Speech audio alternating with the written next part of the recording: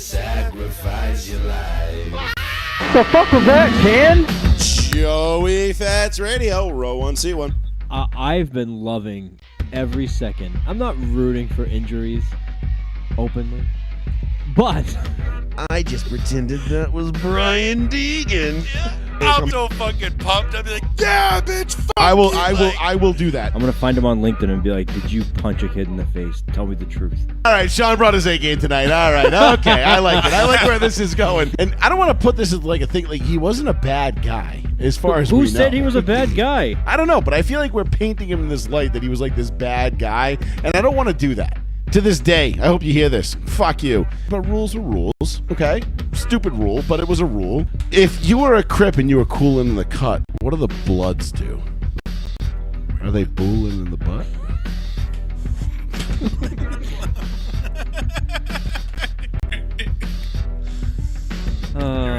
Yep. Also, we are extremely juvenile, and yeah, whatever. Fuck you. All right. You fucking smacked me in the ass, you dumb fuck.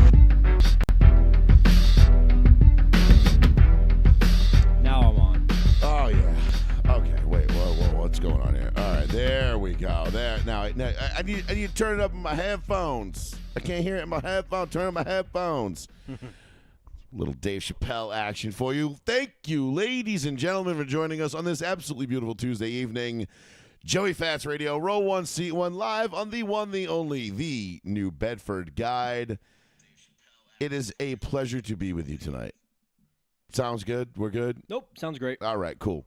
I was a little worried because we had, I had some issues with, I've been switching streams around because I did the live stream on Saturday for the iRacing Coke 600. You still do Mondays with Travis? I do Travis. Well, Travis hosts that, so I don't have to touch anything on here. But I was just a little bit nervous because sometimes things change, and I change them back, and then they don't go back to where they're supposed to be.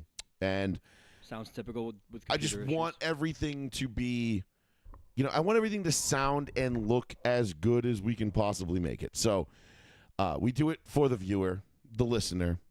Whatever you might be doing right now. Do it for the people. Whether you're viewing on New Bedford Guide, on Row 1 Seat 1's live Facebook feed, or you're listening live on Mixlr.com, mixlr.com/Joey-Fats, which is if you want to listen to the live audio of this show, you can do that right there. May I add? Yes, if you're on YouTube, which did you do last week's show on YouTube? Yes, all of our shows are on YouTube and Twitch.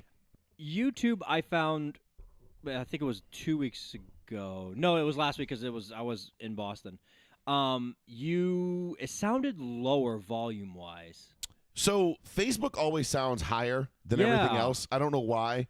I can't quite figure out. Like it's a cross-platform streaming thing. I don't get it. If I turn it up on this, it'll blow everybody's earbuds out on Facebook, and it'll sound normal on YouTube. Gotcha. So you just got to turn it up a little bit on YouTube, I guess, would be the problem there. But, yeah, it's cross-platform streaming shit. I haven't quite perfected this yet. Nobody has, apparently. Not even OBS, the fine folks over at Streamlabs. But they are working on it diligently, I assure you. So 774-992-8702 is the phone number if you want to give us a call. We're going to get into a bunch of stuff tonight, a little bit of a smorgasbord. We're going to talk some NFL. The schedule came out last Wednesday, or 2 Wednesdays ago. 2 Wednesdays ago. 2 Wednesdays ago, right. We were going to do it last week, but Paul didn't know the schedule, and I wanted to wait for you anyway because obviously the Patriots schedule is somewhat important around here. I would also say the Patriots schedule. Why the fuck is it? Also, the Patriots schedule is kind of easy. Listen, I've been saying they're going to be this year's Denver Broncos and last year's Houston Texans. There we go. There it is. So if you've got that over-under on the total wins for the Patriots. They've pushed it to 9.5 now. No. There's no way in hell Vegas has the Patriots at 9.5 wins. Yes. No way. Dude, it's 9.5. If you go to FanDuel, right? Yeah, I'm going to FanDuel has 7.5, but you have to bet a fucking ton of money to make anything. If you bet the over. Vegas is up to 9.5 games. I'm looking right now. Go. this was a big talking point on Twitter because everyone's just like, Because that's absurd.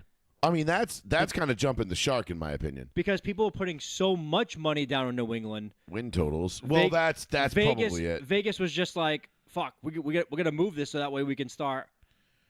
New England Patriots regular season wins. Are you on FanDuel? Yeah, over 9.5 plus 180.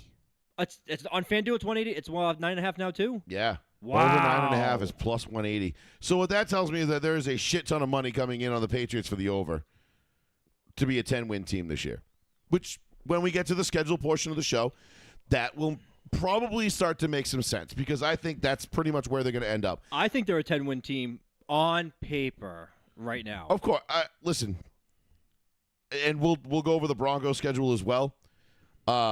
Let me see what the Denver Broncos win-loss total has moved to here because 10.5. Let's see. Over 11.5 is plus 350. Under 11.5 minus 450. Wow, 11.5 now. Jesus Christ. I'm telling you, Denver's going to be good this year. And when you look at the schedule, again, I haven't checked these odds since the schedule came out, so that kind of, I guess, makes sense. Do they have alternate season wins up yet? No, they don't. What do you mean by alternate season wins? Where you can buy up. Like, I bought up the Broncos last year. So, like, Denver's over-under came in at, 5.5. I bought it up to 9.5 and got plus 850 out of it. Gotcha. And then I put another $100 on them to win or another $10 for them to win exactly 10 games. Gotcha. Which I think was plus 2,700. Okay. So overall, the Broncos hitting that exact 10-win number netted me just over $1,000 on a $110 bet. Okay. So it was about 10 to 1 when you break it down. But nonetheless, we'll dive into the schedule a little bit. We'll get into that. We'll get into the conference finals, which have been riveting so far. The Knicks and the Pacers playing right now in a very pivotal Game 4. Are they right now? Hold on. Yes, they are. I believe they should be right around the half right now, if I'm not mistaken, or just into the third quarter. But we'll get into that. We'll cover the woes. Damn, 76-66. They're in the third already. Yeah. Okay, that sounds good. Who's winning? Pacers. Pacers are up. Yep. So they're up 10 in the third. Knicks got them right where they want them, baby. They're up 12. Even better. I like where this is going. We'll get into the woes that were my NASCAR betting again. I swear to God, I am the Ryan Blaney of 2025 NASCAR betting. So Ryan Blaney is what? Just missing out? Meaning if it weren't for bad luck, I would have no luck at all. Okay. Once again, we bet Slick Willie to complete the holy trifecta. And I had Lando Norris, Alex Palou, Slick Willie for a 3-leg parlay to complete the trifecta, which would have been I think I would have won $957 plus my bet on Slick Willie would have won me I think about $1,100 or so in change. Okay. And with 8 laps to go, after leading 283 laps, Slick Willie loses the lead and loses the race and finishes second. I'm not laughing. I'm like, I don't know what else. I don't know what else I have to fucking do here. I can't buy a win right now. Because again, I bet Ryan Slick Willie and Chase Briscoe to win the race outright. They finished second and third. I am beside myself at this point when it comes to how it's appalling how poor my luck has been. Now, the good news is we have nowhere to go but up. Mm-hmm. So we've got that going for us. But we'll cover that a little bit later in the show. So stick with us on that. I will, even though my luck has been just abhorrent this year and fucking terrible, we will still, every week, religiously post our bets. I will post our bets. I was just like, you're betting on that. I don't know shit. I follow your lead on this. I bet NASCAR every week. I'll do my 4 winners. Yep. I might just start betting 4 people to bet top 5, place top 5. Okay. Might not, it might not net me as. It probably will end up netting me as much as a win. The way I've been betting. Mm-hmm. Because every time, I feel like every single week, there have been weeks where the 4 guys I've bet, have finished 2, 3, 4, 5. I'm like, really? Well, that would be a pretty good week then. You would think so. So we might try that. We might try a little strategy switch up. Okay, that works. That works for me. We'll get into that a little bit later in the show. I am anxious for betting on football because listen, I'm looking forward. I'm not looking forward to betting on football, but I am looking forward to football season for obvious reasons. Yeah, I So, love gambling on football though. Let's kick the show off, if you will. Oh, by the way, Plizzy could not be here tonight. As you might notice, the empty white seat over there.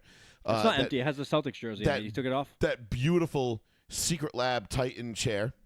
Who does not want to sponsor us? So forget it. Yeah, they don't want to sponsor us. I don't think we have enough. The Celtics lost, so he just left the sweatshirt here. He's like, I'm done. He took it off and threw it down. He's like, fuck this team.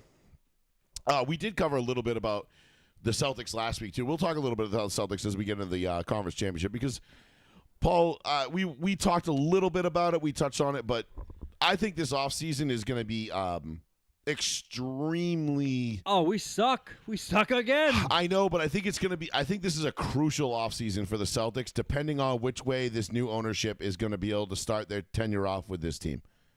We'll get into that after. Okay. But NFL shit first and foremost. So first and foremost, within 24 hours of the show last week, Paul and I signed off. We went off. We did our thing. Yep. Memorial Day weekend's coming up. It's a great weekend. What a weekend to be alive. What a weekend. Thank you, first of all. Thank you to all of our veterans who have served, and thank you to all that continue to serve this great nation of ours. We appreciate you. We can't tell you how much we love you, and we have your back. Hey, they teach the kids, like obviously my son's in kindergarten. They taught him all about like the meaning of Memorial Day. So he came home and told me all about it, which I appreciate. I didn't think I learned about Memorial Day when I was in kindergarten. That seems like something that like I was not in kindergarten. No, but they told him all about it. Like, hey, this is what happened. This is why we do it. And he's like, hey, did you know this happened? And I'm like, tell me what a war is. Like, let's see what let's see what they tell you. What's war, kid? You're 6. Time to start having nightmares. Nah, he still doesn't understand the Sean concept. just looks at his son. He's just like, so, have you ever seen Platoon? Right? Or I start off with like. So this is how would you ease him into war movies? It's like ease him in. Saving Private Ryan is going to be towards the end. I think I would just jump right in with Saving Private Ryan, like the first, because if you survive the first 30 minutes of that, really not much else. Well, that's why I was saving everything it to the after end. that is going to be awesome. But if you show him like Apocalypse Now and like the helicopters and the flight of the Valkyries and the helicopter scene, like he might think war is cool, and we don't need that happening. Okay. Like that. But or do I go far back and I show him like Tropic Thunder? No, not comedy action movies. By the way, I bet. I haven't watched Ben Stiller's new show on Apple, Severance. I have not watched it. I don't have Apple TV. Everyone says if you have Apple TV, you'll love it. It's a very different take on a TV show, and it's great. So they're interviewing Ben Stiller, and they said, would you ever do a Tropic Thunder 2? And he goes, I've been asked this question a billion times. And he goes, no, and there's no way we would get it approved. And he goes, but I think you might see Tom Cruise get his own movie as Les Grossman. And he goes, and I think that might happen sooner rather than later. We do not negotiate with terrorists. So, and then they said, all right, and the guy quickly flipped to, okay, since we're not getting Tropic Thunder 2, can you tell us anything about Tropic Thunder 1 that we don't already know? And he goes, okay, I'll let this cat out of the bag. He goes, almost all the cast in the movie, besides Robert Downey Jr., was not the first pick for those characters. No shit. And all the people that had turned it down, it was like crazy. Like some of those people have like no careers. Like, why did you turn this down? And he's like, most of the movie, he goes, Robert Downey Jr. was our first choice. He took it.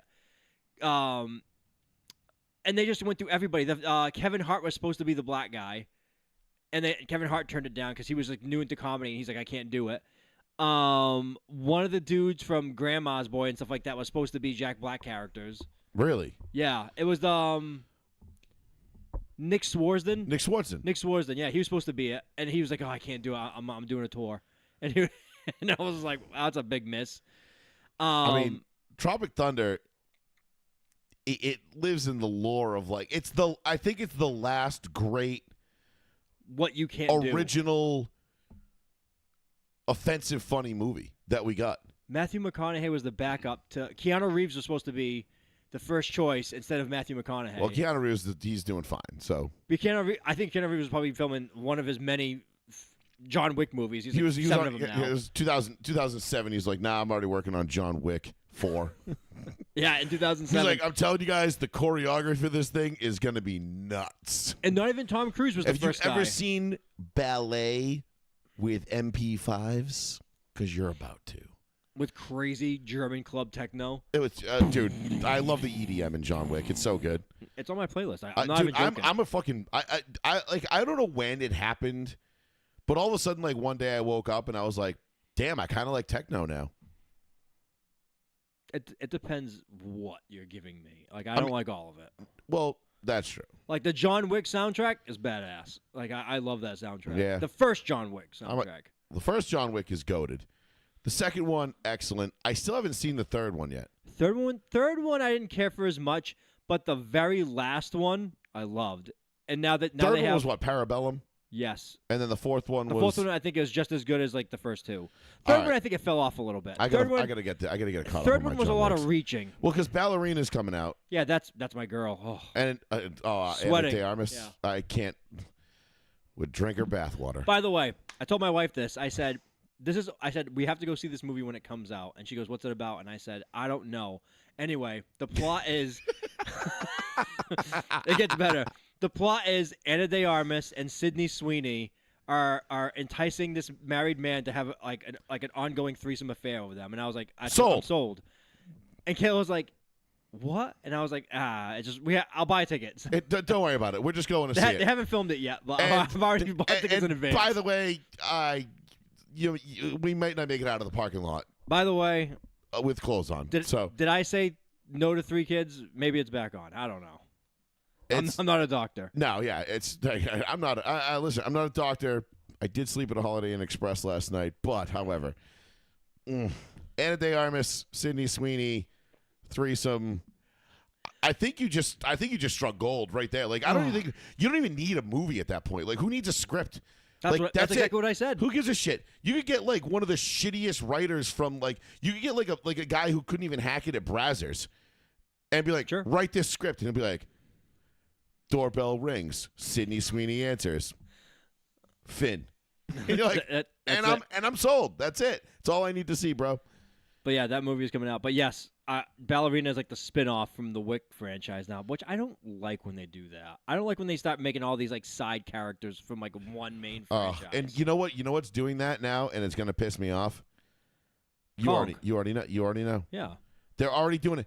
Like Godzilla Kong is going to be the new Fast and the Furious. It already is. It's like the last one. He had a gauntlet, like he was Thanos from the Infinity Wars.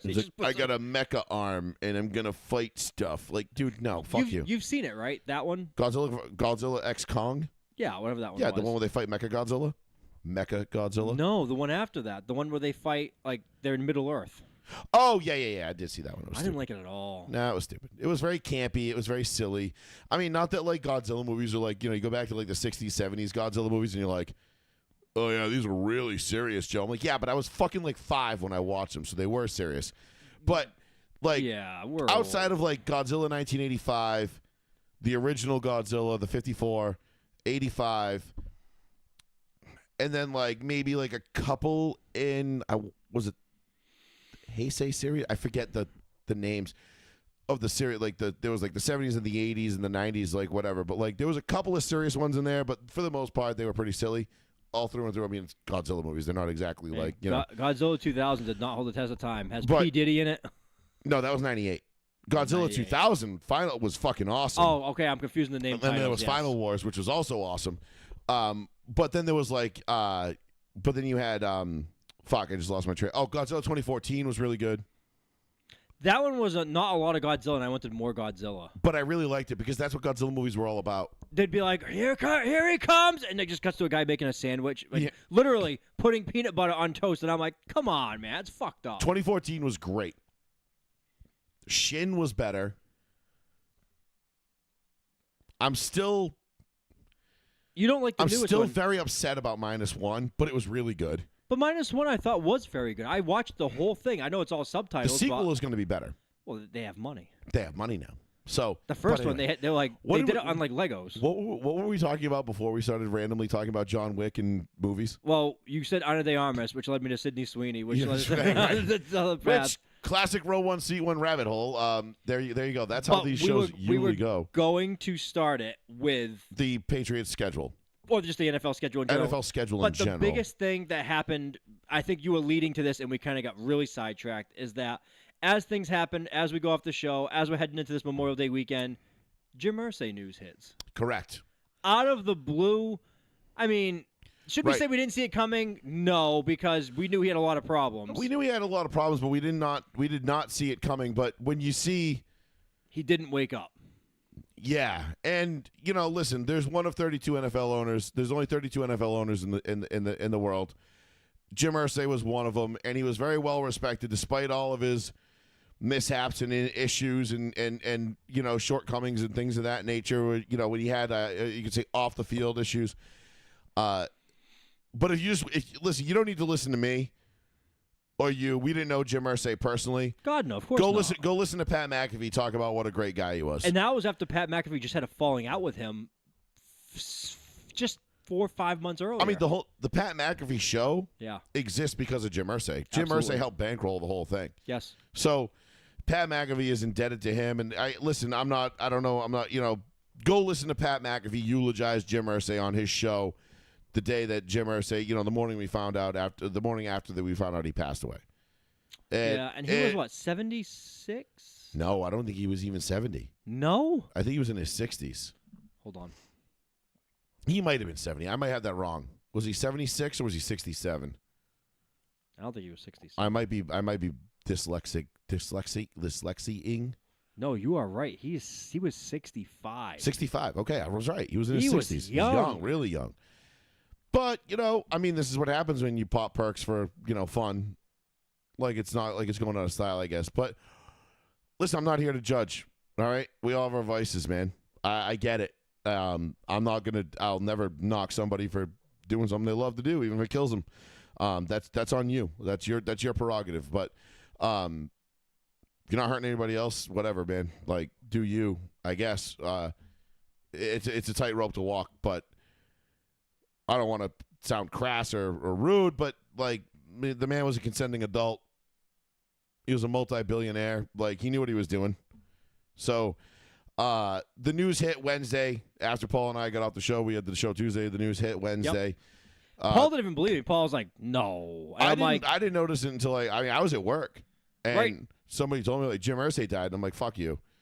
Like, what are you talking about? And they're like, no, seriously, breaking news. Yeah, I messaged it, and Paul, like 20 minutes later, was like, "No," and I was like, "Yeah, it's everywhere, dude." Like, Yeah. it's like I messaged it like as soon as I heard it, and I was like, "That's crazy." So, pretty big bombshell to get dropped on you in the middle of the week. Again, I highly recommend listen. If you don't know anything about Jim Irsay or you're not familiar with him, just go listen to Pat McAfee talk about him on the intro of his show. It was probably as good as anybody's ever going to put it. In terms of what he meant to the league, to his players, to everybody that was surrounded by him. I mean, he just seemed like a pretty cool guy that you would like to hang out with and chill and party with. Obviously, he sounds like a real guy that really likes to party. But it was pretty shocking. Definitely not something that I expected to hear. I guess I didn't realize the extent of his health issues that he was having. He legally I didn't know until after they announced his death. He legally died in December of 2023 from an overdose in his own home. Mm-hmm. And then the paramedics were brought in and they Narcaned him back to life. But I don't think that was public knowledge. I think a hell of a. We had heard about that. I but think there was a rumor. But you know how people are on the internet. People are like, "Oh, Jim Irsay likes drugs. He OD'd in his house." Right, It's like, come on, like fuck right. off. You're like, okay, that's like anybody. That could be Dove Kleiman making it up. It's just like you get shit flows through the internet so fast now. You don't know what to believe half the time. Most of it's bullshit half the time. And unless it comes from Shefty, I probably don't believe it. So. But yeah, it was a sad day. Sad day for the Colts. Sad day for the NFL. Sad day in general. But that was a bummer to hear. Yeah. So R.I.P. Mr. Irsay. I actually poured some vodka in my cup tonight for you while I do this show because I haven't been drinking on the show, as you know, for the last almost 3 months now. Then you gave in tonight? I decided to have one. Okay, good for you. Because for Jim Irsay. I decided to have uno, dos. But yes, nonetheless. So that happened, and then what else happened in the last? The actual team in that last 2 weeks, the actual team release of the per team schedules came Correct. out. So the schedule is what we were getting to here. And before we just had schedules, to acknowledge Mr. Irsay's passing because it's massive news. he was. I mean, listen, man, from Pat McAfee to Peyton Manning and everybody in between, nobody didn't like the guy. Well, everyone says nice things about him. He had personal demons, and his family tried helping him, and my only concern. We don't even know if that was why he died. Right, and to move this off of not to move it off quickly and almost, I don't want to sound dismissive, but I know what the Broncos went through when Pat Bowlen died, and it makes me wonder what the Colts are about to go through, because I know Jim Irsay's daughter is in line to take over. He has a son though, doesn't he? But how qualified is she to be an NFL owner? How qualified are a lot of them? Listen, I said the same thing, right? I was like, oh, how fucking hard is it? You're just going to sit there and sign paychecks. It's not just about that. It's what are you doing for the league? How you help expanding it? Do people want to come play for you? You own a business, and you've got to recruit. You're recruiting against 31 other teams, whether you realize it or not. Bingo. If you're the Denver Broncos and you're offering a guy $8 million, and the Indianapolis Colts are offering you $10 million, but the Denver Broncos got dope facilities. They got a great owner. They got, they take care of their players. There's certain things behind the scenes that we don't see as fans that play into these decisions a lot more than I think we realize. Absolutely. Stability of a team, stability of ownership. What am I going to be able to expect over the next 3 years that I'm signing to play with you? Absolutely. Are we going to be in the playoffs, or are we going to have, do we have a rookie quarterback that we don't know is going to be our starter? Or are we going to be searching? Are we going for a vet? Some guys want to win, some guys just want the money. But sometimes, if it's only $1 million, if it's $1 million, $1.5 million a year off, or $2 million a year off, sometimes guys will be like, you know what? Yeah, the $2 million would be nice, but I'll bet on myself to play to another contract. Let me go see if I can win one. Yeah. And that owners play a big deal in that, a lot bigger deal, I think, than we thought we realized. Because again, I said the same thing. Are any of these owners really qualified? How hard can it be to be an NFL owner? I don't know. I got a big bankroll. Do I want to spend the money or not? But it's so much more than that. And when you look at Pat Bowlen and Robert Kraft, when they were in their heyday, I'm talking early mid-2000s, those two, people don't realize the NFL Network exists because of Pat Bowlen and Robert Kraft. That was their idea. That was their brainchild. And now it's getting what? Now it's getting bought by ESPN. Is that official yet? I have no idea. Yeah, I think I honestly, ESPN is on the verge of buying them. So Disney is on the verge of buying them. Yes. Which, to go back to the South Park episode when, Mickey Mouse is like, who the fuck is Randy Marsh? He's from South Park, sir. Do I own that? Not yet, sir.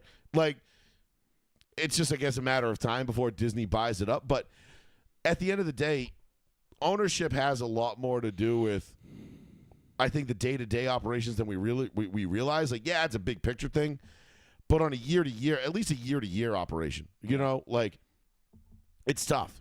It is tough. So I have to wonder if I'm a Colts fan, like Paul is. Mm-hmm. This to me, this is a very it's a reset. Oh fuck! But how long? I mean, it took the Broncos 7 years to sell that team. Joe Ellis ran that team into the ground, mind you. And that's what a shitty owner will do to a team. That's the difference. Was Joe Ellis qualified to be an NFL owner? No. Pat Bowlen made him the de facto owner until Brittany Bowlen or whoever was going to be groomed and hopefully be able to step in and take over the team. Correct. And if that wasn't the case, they were going to sell it, and they did, and the Walton Penner Group bought it. Yep. And now we're owned by Wally World. And that's great. And, they went out and look how quickly good ownership changed the fortune of the Broncos. Yes, they want to in a matter of successful. 2 years. I mean, they paid Russell Wilson $87 million to fuck off. Go away. Oh, I got to tell you a story about Russell Wilson. Please do not hesitate to tell me Russell Wilson stories, especially if they're embarrassing or terrible or cringy. It's for me. I love it. So, in 2 years, the Walton Penner Group turned the Broncos around. completely changed the direction of the franchise. We hadn't had a quarterback since Peyton Manning in 2015. Yeah. And all of a sudden now we've got the head coach and what seems like, a very bright future at quarterback. And now I'm going to be, when we go over the schedule in a couple minutes, you'll know why I'm betting on the Broncos to win over 12 and a half games this year. Okay. So these things are not unrelated. Ownership is extremely important in the NFL. Yes. And ownership and consistency and continuance. And I can't hammer that home enough. I'm not a Josh McDaniels fan, as you know, but on that stupid Ryan Clark barbershop post-show thing he has, right? I don't know what the fuck is Ryan called. Clark the biggest asshole in Ryan sports Clark, media? Ryan Clark, by the way, huge fucking douchebag, okay? Like, I don't like RG3. Ryan Clark made me like and argue for RG3 over a disagreement. Ryan Clark had on Antonio Pierce, and he told Antonio Pierce he wanted to know what unfolded with Josh McDaniels for him to get the head coaching job in the middle of the season like he did. And Antonio Pierce doesn't waste a moment to talk about himself or what happened. Essentially said, our owner, Mark Davis, is a child. Mm-hmm. He has no patience. And we lost 2 games really bad in a row, and he just made a change, like, immediately. And he said, on top of it all, he goes, and he didn't name any players because he never names players. No. He'll never name players. He goes, we had some high-end free agents come there, and he's talking about Devontae Adams and shit like that. And he goes, these guys were there for the money, and they were just like, yo, I don't like the way the coaches are talking to us. Yo, like, we're getting the brakes beat off of us, but that's not my fault. Like talk to these other guys. It ain't my fault. It's like, that's a problem. That's a culture issue. That's a problem. Therefore, that's a coaching problem, though. So because if the coach can't codify, if the coach can't, if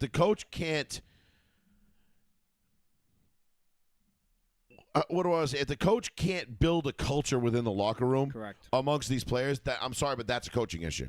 It is a coaching issue. Again, not a Josh McDaniels. I'm not. And I'm not saying it's the coach's fault, but it is their problem. Mm-hmm.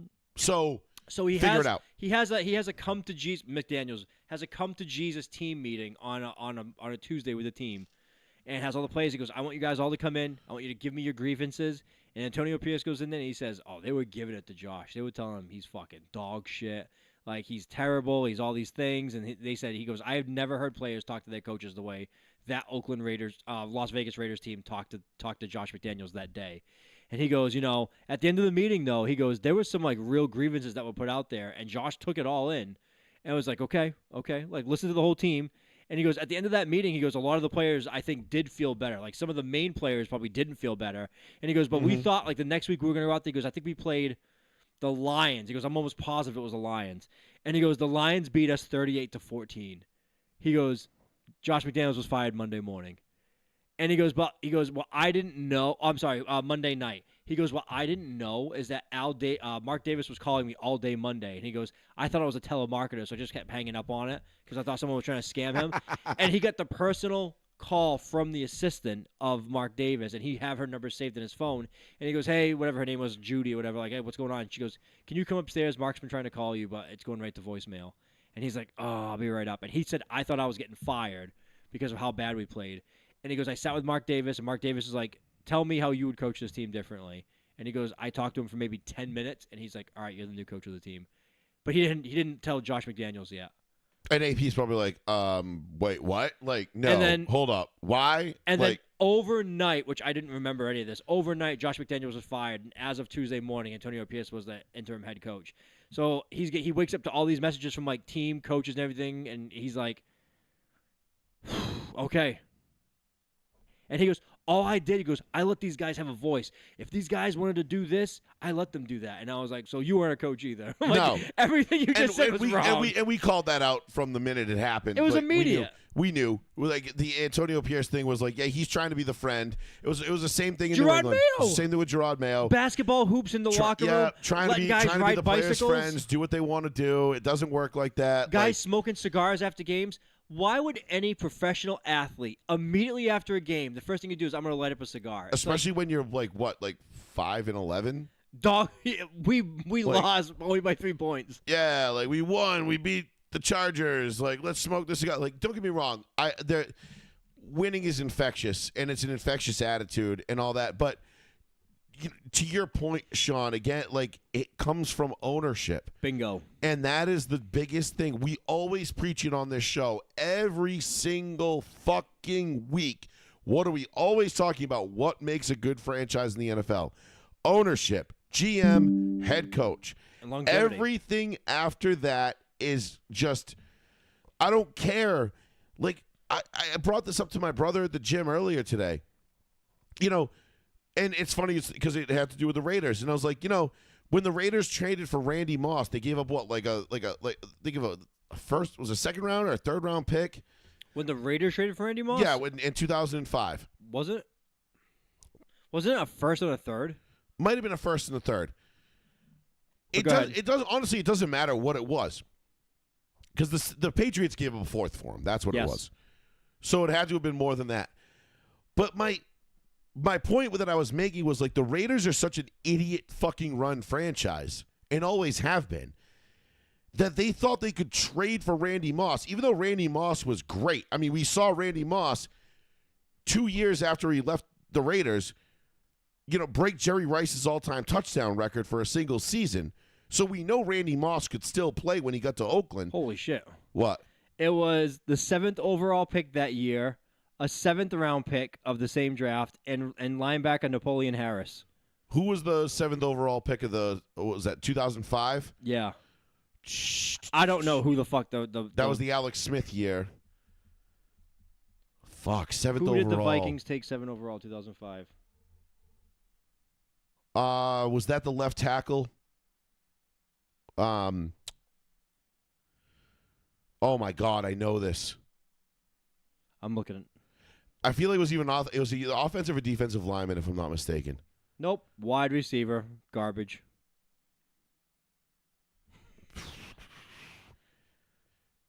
God. Sydney? Nope, Troy Williamson. Troy Williamson, right, the speedster. And then they traded back into the first round that year to get Erasmus James. That was the defensive lineman I was thinking of. Dude, both dog shit. Erasmus James was, I mean, Troy Williamson sucked, but speedster, typical. But here's the thing, like, Oakland could have just stood pat, drafted Troy Williamson, and they would have gotten exactly the same shit they got out of Randy Moss, which was absolutely nothing in the win-loss column. Like, Randy Moss had what? I think he had just over 1,000 yards and 10 touchdowns in 2005. Yeah. With Kerry Collins at quarterback. Yep. But the problem with the shitty, and this is what I'm talking about with shitty owners. Al Davis thought getting Randy Moss would make Kerry Collins a better quarterback, which on the stat sheet he might, but wide receivers, what do we always say, Sean? Mm-hmm. Who doesn't win you Super Bowls? Wide receivers. Who doesn't win you World Series? Center fielders. Like, it's the same shit, dude. They're luxury pieces that you plug and play. Wow. In 2005, Randy Moss only had 60 receptions for 1,005 yards. I was say 1,006 yards. And then in 2006, obviously, he had 42 receptions for 550 yards and 3 touchdowns, and he played 13 games. And then obviously he was no, didn't he score? He scored double-digit touchdowns in 2005, didn't he? No, he didn't. Only 8. Oh, it was 8. Okay, so he was close. Yep. 1,008. I knew he was like somewhat up there though in touchdowns because I remember he definitely mossed. He got one against the Broncos that year in the corner of the end zone where he did one of his classic Randy Moss. I think it was over Darrent Williams, who was a rookie at the time. R.I.P. in peace. And also much, much shorter than him. Fucking unbelievable. But my point is, terrible owners will do something stupid, like trade the 7th overall pick for Randy Moss, thinking it's going to make Kerry Collins a better quarterback. When the problem is that you needed a quarterback. Mm-hmm. And if you had gone out and traded for a better quarterback or drafted a better quarterback, like, let's see, who was available at 7 in 2005? Oh, I think some fucking guy named Aaron Rodgers was available at that point. He might have been worth the Raiders' consideration. I mean, thank fucking God they were too stupid to do it, because that would have sucked for a long time for me. Imagine having to go from fucking Aaron Rodgers straight into Pat Mahomes. Like, ugh. Really? Yeah. And the Raiders would probably at least have a Super Bowl at that point. I mean, they wouldn't, because they're too stupid to build around Aaron Rodgers anyway. But my point is, They were too dumb to figure out that they needed a quarterback, and instead they go get the receiver because what did Al Davis do? Our speed kills, baby. Just win, baby. And I said it. I made fun of my brother. I was making fun of him, like, my brother and I were making fun of him, And I said something like, "Oh, just win, baby," and I'm like, and not like the Al Davis just win, baby. I mean, like, no, actually go out and just win. Yeah. Like, go out and figure out ways to win.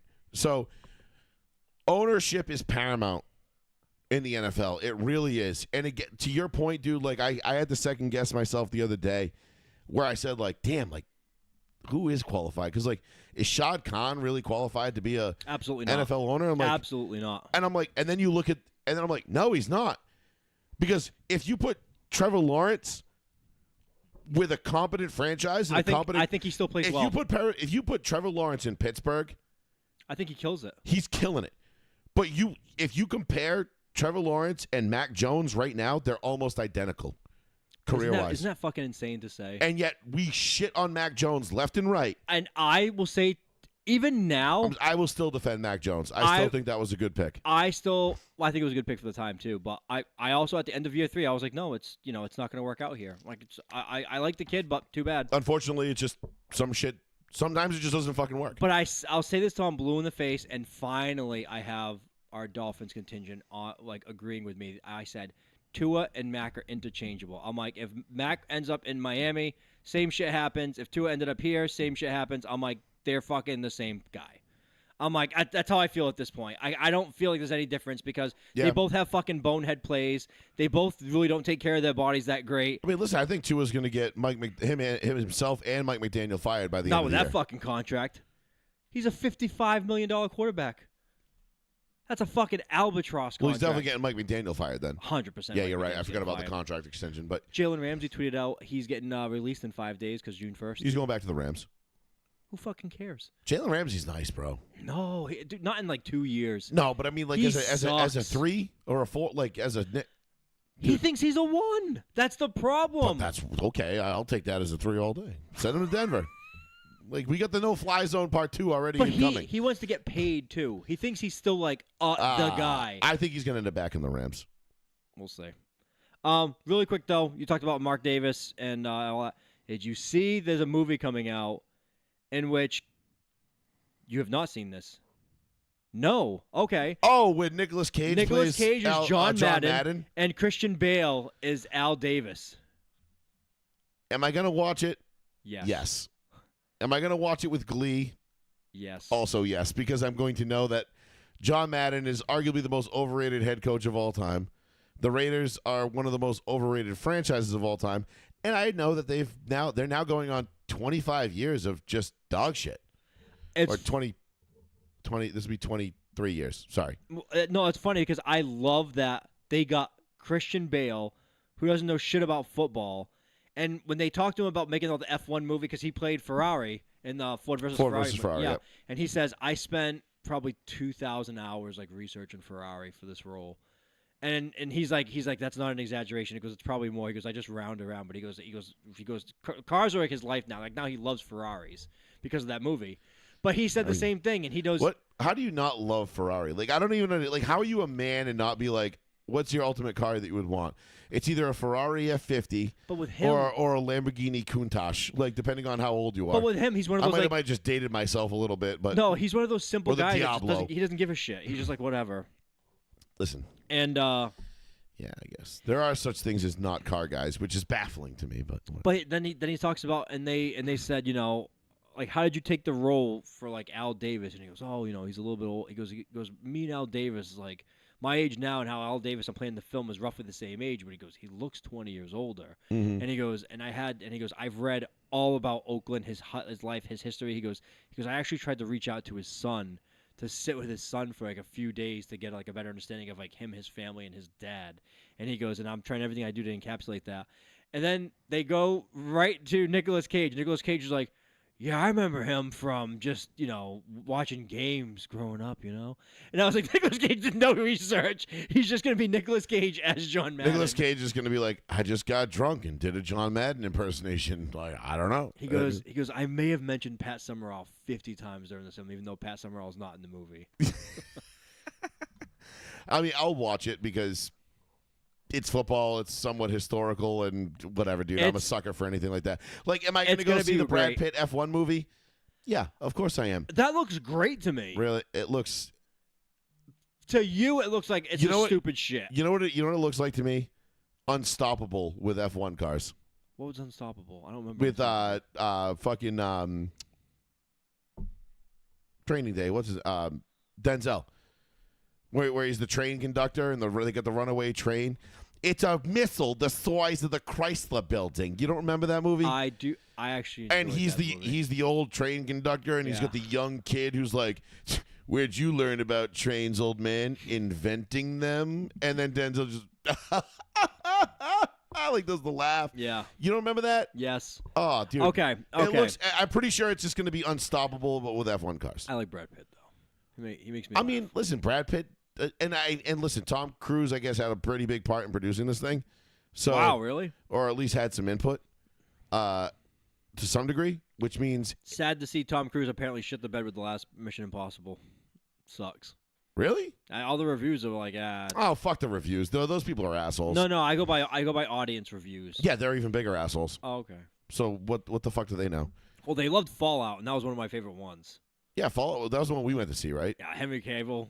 With the thick mustache. That was a great one. That's the one you and I went to the theater to see that, right? Yeah. That was great. Was like 2018, 17? 18, 19. Definitely pre-COVID. Like yeah, now. Definitely pre-COVID. But yeah, so listen, I don't listen to what anybody says about movies anymore because everybody loved -1. And then I got my expectations so high, I couldn't. Yeah, I get it. It's just. I did think -1 was good, though. It was a good movie. That's what it was. Just wasn't what I wanted. It's not how I would have done it, but nonetheless. That's like me with Batman, I'm a snob. I'm not going to fucking sit here and bitch about Godzilla movies again for fucking 2 hours. I'm not going to do that. I'm not going to bore you all with my fucking nerdy takes. But, it was like Rogue One. Everybody hated Rogue One. I loved it. Rogue One was phenomenal. You and I loved it. Yes. But we were only the 2 out of the 3 people in the room that loved it. Yeah, John didn't care for it. John did not like it. He was like, that sucked. I'm like, what? He's like, there was no Bothans in the movie. And I was like, one line from A New Hope you remembered? Like, who gives a shit about that? It's a throwaway line. I mean, Jesus Christ. I mean, listen, I get being nitpicky, but fuck. Like, I don't know. He was right to the law, though. He was like, there was no Bothans in this. Well, he was like, where's the Bothans? He wasn't right. I mean, he wasn't wrong, but, also, like, not going to let that ruin the movie for me. But, yeah, I don't believe what the critics say. But anyway, you've seen what they've done with that Vader scene now 1,000,000 times over. They put it to Metallica's One. Oh. And then he just, the statement comes out. For whom the bell tolls. No, they did it to One. They do it to everything. It's done to a lot of things. Of course. But that Vader scene is fucking sick. Like, when he sticks the lightsaber through the guy and it goes through the door. Yep. I'm like, yeah. How is Disney? Violence. Disney makes all these, like. Star Wars violence is clutch. Yes, but Disney has also ruined Star Wars, and even some Star Wars dieheads are like, this is fucking terrible. Except I heard Andor is killer. I haven't even given a shot. Everybody I've talked to says Andor is the best. But Andor is a prequel to Rogue One, so you already know what happens. But everybody says it's the best Star Wars shit that's come out since Rogue One. Wow. Okay. And it's not even close to it's fucking phenomenal. How has Disney not said? What did somebody say? They said it was Star Wars. It was like A New Hope without the feel goody bullshit. Oh, okay. So and I'm like, the bad guys win. Okay. Okay. I'm like, I already like where this is going. So Empire Strikes Back until Lauren ruined it for you. Let me guess. Dan dan dan dan dan dan dan pew pew pew dan dan dan dan dan dan dan dan pew pew pew. Yep, that's pretty much the rest of the movie. Disney could literally make $1 billion off of one movie that the plot is already made for them. They just haven't visualized and put it out there. Darth Vader, in between like episode 3 and episode 4, when he just goes out and hunts for the Jedi that have escaped, and it just goes to different planets and just annihilates them on their planets. Like that to me is like. Woof. Darth Vader as Boba Fett, like basically, he just hunts down. That's all the whole movie, bro. That's Star Wars boner material. And then he just goes and that's straight 6 to midnight for me. And then so much so and that make it violent and awful, yes, and bloody. That's exactly what happened. And then that's why Yoda was so scared. He's like, I'm gonna move to a swamp and hide everything Jedi about me and just stay in this little hut. And then that's how afraid they were. You will learn. No, my favorite. I think I've said this many times, even before I had questions. It's like you realize you're a parent and understand when you would rather die than answer one more question. Luke was like, "But what about this?" Rest, and just pulls the blanket over his head and dies. It's like when your kid's on his 50th consecutive why. Oh, it's like every question. Luke's like, "And what about this?" And you're just like. Every other Jedi is like gets struck down, uses their force power to pass away. Grueling fight Yoda, listens to questions from Luke, dies. It's like, what the fuck? The lamest death in all of Star Wars. But anyway, so back to the schedule. Yeah. Now that we've gone down, so we've made sure that everybody like truly understands how we feel about NFL ownership, and how important it is that we went down a Star Wars rabbit hole somehow. And yeah. But this went from Brad Pitt to Tom Cruise to Star Wars to, hey guys, just remember, NFL owners are really important. And Sydney Sweeney has a movie coming out. Anna de Armas and Sydney Sweeney might have a movie with threesomes in it, which I don't care who's in it. I'll just be mad it's not me. Elton John could be in the movie. I'd be like, and you must have been a big shot. I'll sing the songs with him. I don't give a shit. Hey, you're my cheddar cheese girl. Hey, why are you touching that? Hey, hands off the goods, lady. I don't swing that way. Honestly, I'm Sir Elton John. Honestly, Where's your husband at? I might leave that theater and be like, I think you have to give this movie at least 4 Oscars. If it was Elton John and those two, I'd be like, the plot doesn't make any sense, but it is comedy gold. James, you're right. Top Gun was the movie back in the day. Top Gun 2, I think, is one of the best sequels ever. I finally got around to watching Top Gun 2, I think, in the last few weeks. I think I watched it on the plane. I haven't fucking had a time to watch it. If I'm not doing anything, my wife is like, we should. The weekend it came out in the theater. But my wife was like, "Oh, we should do this. We should do this." And it's never been like she's like, "We're not action people." She's not an action person, so we don't watch it. Yeah, that's why you tell her, "Hey, I'm choosing the movie tonight, and you're gonna either sit there and watch it, or you're gonna fall asleep." Which, I mean, not for nothing, but if I watch a movie with my wife, there's about a 90% chance she's falling asleep whether she likes the movie or not. Which is why I pick the movies. It's fair. So whenever she's like, "Oh, do you want to sit down on the couch and watch something?" I'm like, "No." She's like, "What do you mean?" I'm like, "No." Because I'm going to watch it. You're going to fall asleep in 10 minutes, and then I'm going to be stuck watching the end of this shitty-ass fucking Dear John-esque movie, and I'm going to have to sit there and, like, no, I'm not doing this. Same thing with comedy specials. Like, I watch them on my own now. Like, me and my wife watch almost nothing on TV together. The only thing we watch together is South Park because it's 26 minutes, it's wrapped up, and it's funny, and we both enjoy the shit out of it. It's true. My wife can't make an hour episode of anything. Dude, I will not. I refuse to watch TV with my wife.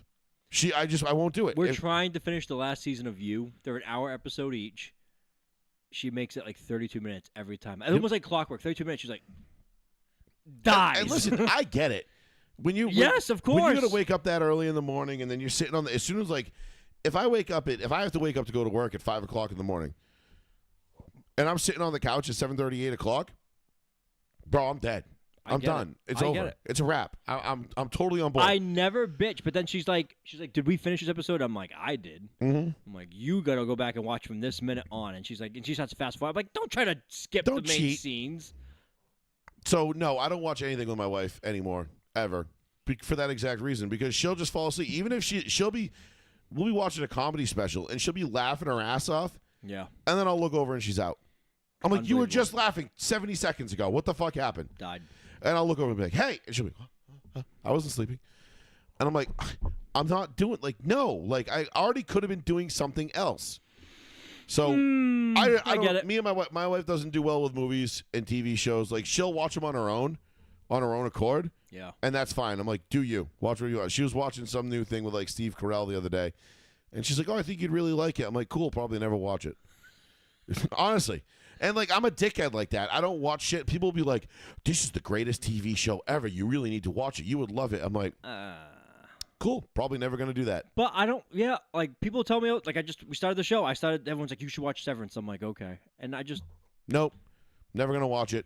You know, I mean, it took me until Breaking Bad was off the air for, like, 8 years before I finally watched that. That I did enjoy, though. I did feel like I missed the boat on that one.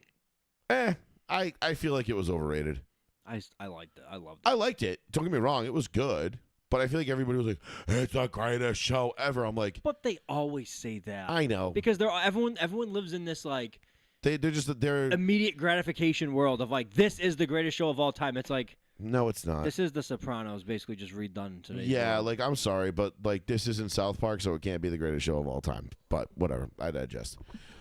Anyway, let's get to the NFL schedule. So speaking of the Raiders, the Patriots' first game of the season Raiders. is the Las Vegas Raiders at New England. Okay, so let's go through the Patriots schedule, and then when you pull up the Broncos, we'll go through that. Okay. Patriots schedule, Raiders. You know what? Let's do the way too early win-loss thing. That's okay. That's what I was gonna say. That's what we should do. Yeah. Raiders at Patriots, week 1. Patriots win. Convincing win. Week 2, Patriots at Dolphins. In Miami, I'll say Miami. Okay. Now, did you know the statistic that Tua is undefeated against the Patriots in his career? I do know that, yes. Okay. When's that going to end? This year. Hopefully. It'll end in New England when they play them later in the season. Week 3, Steelers at Patriots. Maybe Aaron Rodgers, maybe no Aaron Rodgers. Big difference. Right now, based on because again, this is the way too early prediction, so I'm only going off of what they have right now. Patriots. I'm going Patriots too because no Aaron Rodgers right now. With Aaron Rodgers, that's a very tough Who game. the fuck do they even have a quarterback? They have Kenny Pickett still? Trey Lance? No. No, they don't have Trey Lance. No, they got somebody. Trey Lance the Cowboy. No, they have somebody like that doesn't totally suck. I'm going to say they suck. But it's not Russell Wilson bad. Oh my god, dude. What the fuck? Week 4, Panthers at Patriots. Win. Panthers at Patriots. I'll give the Patriots the win, but low key, I think the Panthers are going to be good this year. Depends on Bryce. That's a big problem. Just going off what I saw the end of last year, I think the Panthers are about to make some strides. But continue. Patriots at Bills, week 5. Bills. Mm-hmm. I'm the same with you. I'm saying through 5 weeks, I'm 3-2. Week 6, Patriots at Saints. Saints have nobody. Nobody. That's the Patriots win. 4. Very next week, Patriots at Titans. Do they face a rookie quarterback in Cam Ward? Week 7. Yes. Bang, 5 wins. Yes. Week 8, Falcons at Patriots, November 2nd, 1 p.m. game. Patriots at Falcons. Nope, Falcons at Patriots. Falcons at Patriots. They come here. I'm going to give that to the Patriots. That's 6. We're the same, still 6-2. Yep. Through 8 games, you are 6-2. You have now won 2 more games. No, I feel like 5-3 is going to be more likely the case, but I can't find the loss there. So very plausible. Because it very well could be the Steelers based on who they get at quarterback. Very next week, Browns at Patriots. Because honestly, I think the Steelers, even without a quarterback, can beat anybody with their defense. Steelers? Yeah. That defense is disgustingly good. Most of the time, yeah. And they just added to it this offseason, too. Yeah. Browns at Patriots. 1 of 7 quarterbacks against the Patriots. So you're at 7-2, mind you. Yep. Okay. Now it gets into a little bit of the hairy part of the season where this is where mice and men. This is where I think the wheels are going to come off a little bit. Patriots at Buccaneers, November 9th. I'm going to go Bucks. I'm going to go Bucks as well. So 7-3. Jets at Patriots. Give me the Patriots. I'm sorry. Justin Fields is the fucking quarterback. For Pittsburgh. For the Jets. Oh, for the Jets. Who's Pittsburgh's quarterback? We don't know yet. The next week, November 23rd, right before Thanksgiving, Patriots at Bengals. Bengals. We are fucked. The very next week, kind of a... Mason Rudolph right now. Again? Let's see. No, they took the rookie. Who'd they take? I don't know which rookie it is. Will Howard. Oh, I liked Will Howard. He's a great arm. Yeah, Will Howard's right now, I think, probably Will Howard, Mason Rudolph, and Skylar Thompson. Wow, what a fucking shitbag of quarterbacks. Yikes. Giants at Patriots. The Giants are such ass, but the Patriots are also not going to win this many games, but give me the Patriots. You have them at 9-4, by the way. Yep. Next, Bills at Patriots. Do you split Bills? It? No, I think the Bills sweep. Bills sweep then. So Bills are creme de la creme. Like they are a top notch NFL football franchise team right now. Like football team. So you already have the franchise. Patriots at a winning season, by the way. So you're at 9-5. Well, I did say I have them over 9.5. Here's the problem. Here's the last 3 games. Yep. Patriots at Ravens, December 21st. Loss. 9-6. Yep. 9-5, right? Or 9-6. 9-6. 9-6. Patriots at Jets, December 28th. Win. There's the 10. 10. Last game, this one I can see going either way. So we sweep the Jets in your mind, which I also agree. Yeah, and this is the Dolphins. Dolphins. Now, you want to say, now, in my opinion, I have it flipped. I say we win the Miami game finally because we always notoriously lose that game. And I say we lose this Dolphins game. Like, because we usually always split with Miami. I'm going to say, based on that, I'm going to say they win. But I still think there's a chance for there is one more loss in there. I really think the Pittsburgh game, because I don't know who they're going to trot out at quarterback. I understand. I agree. So the Pittsburgh defense is going to give that offense fits. Yep. And I think that's kind of like the X factor right now. I have the Patriots at 10-7. You have them actually at 11-6. What you just picked. Well, right now, besides the Steelers thing, but 10-7. I think is going to be the because there's going to be a game that they shouldn't lose that I picked them to win that they should win that they're going to lose. And I do think that this year there is a chance that they beat a team they shouldn't beat, and then they fuck up and lose a game that they should win. Yeah, that's possible too, but I still think ultimately it's gonna you know what, Rebs, fuck you. Okay, you did not miss the Sunday race day recap segment yet, and you know how I made out, you dick. First of all, this is what happened. But no, we will get to that shortly. No, listen, 10-7 is where the Patriots are going to land. Now, exactly who they're going to win and lose to, based on what you just told me, like, could I see them coughing one up to like the Jets in some sort of fluky punt return here? Fumbled snap, you know what I mean? Like one of those bullshit kind of fucking games. That's what's gonna happen. Like they're gonna come out of the gate and they're gonna drop one of like the Titans. Oh God, I would hate to lose to the Titans. You know what I mean? Like that could be a possibility. Not a strong one, but I think they're gonna lose one of those games that I picked them to win. They're gonna lose one because they're not a well polished top tier team yet. Right. They're still, I think, a year or two away from that. And again, this is assuming that Drake May does what I think Drake May was always going to do under a competent coaching staff, which is be a fringe top 10 guy, a top half of the league quarterback, which I think is all they need with that defense and Vrabel to win 10 games. It's like, listen, do I think he's going to be like should he? What did Bo Nix have last year? Was it 30? Stats? Yeah, what was his numbers? Like 30, he was 12 interceptions and 28 touchdowns? 29 touchdowns, 12 interceptions, 3,775 yards passing. Okay. 93.3 rating. Does Drake May eclipse that? I think Drake May should get to 30 touchdowns this season. Then if Drake May gets to 30 touchdowns, there's your 10 wins. Now, if he doesn't, and he doesn't progress under this offense like we think he should, now you might be looking at 7-8 wins. Because now you're looking at, like, doesn't matter who Pittsburgh trots out at quarterback.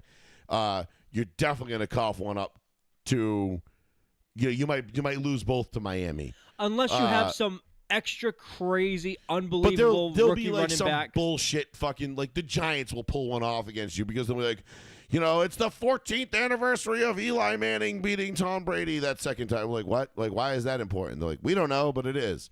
And how all the announcers are always like, they haven't made a completion in exactly 4,296 years. He gets it! And Russell Wilson comes out and throws like 4 touchdowns because he's like, I'm avenging 2014. I'm going to tell you this really quickly, and then we can go on. But I agree with you, all the stats.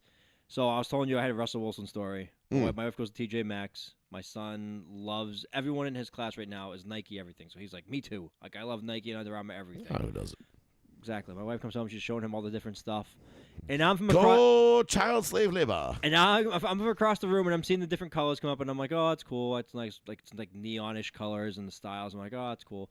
And then one of them, it just says like Nike, but there's a number in the middle, and I'm like, whose symbol is that? And I'm like glaring, and I'm like, and I don't want to say anything because if I say anything in front of my son, he's gonna be like, I'm not wearing that because like he says it's shit.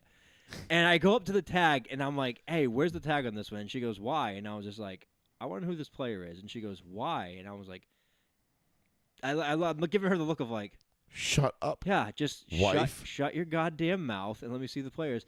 And I get to the tag, and I turn over, it says Russell Wilson brand. I look at her, and I'm like,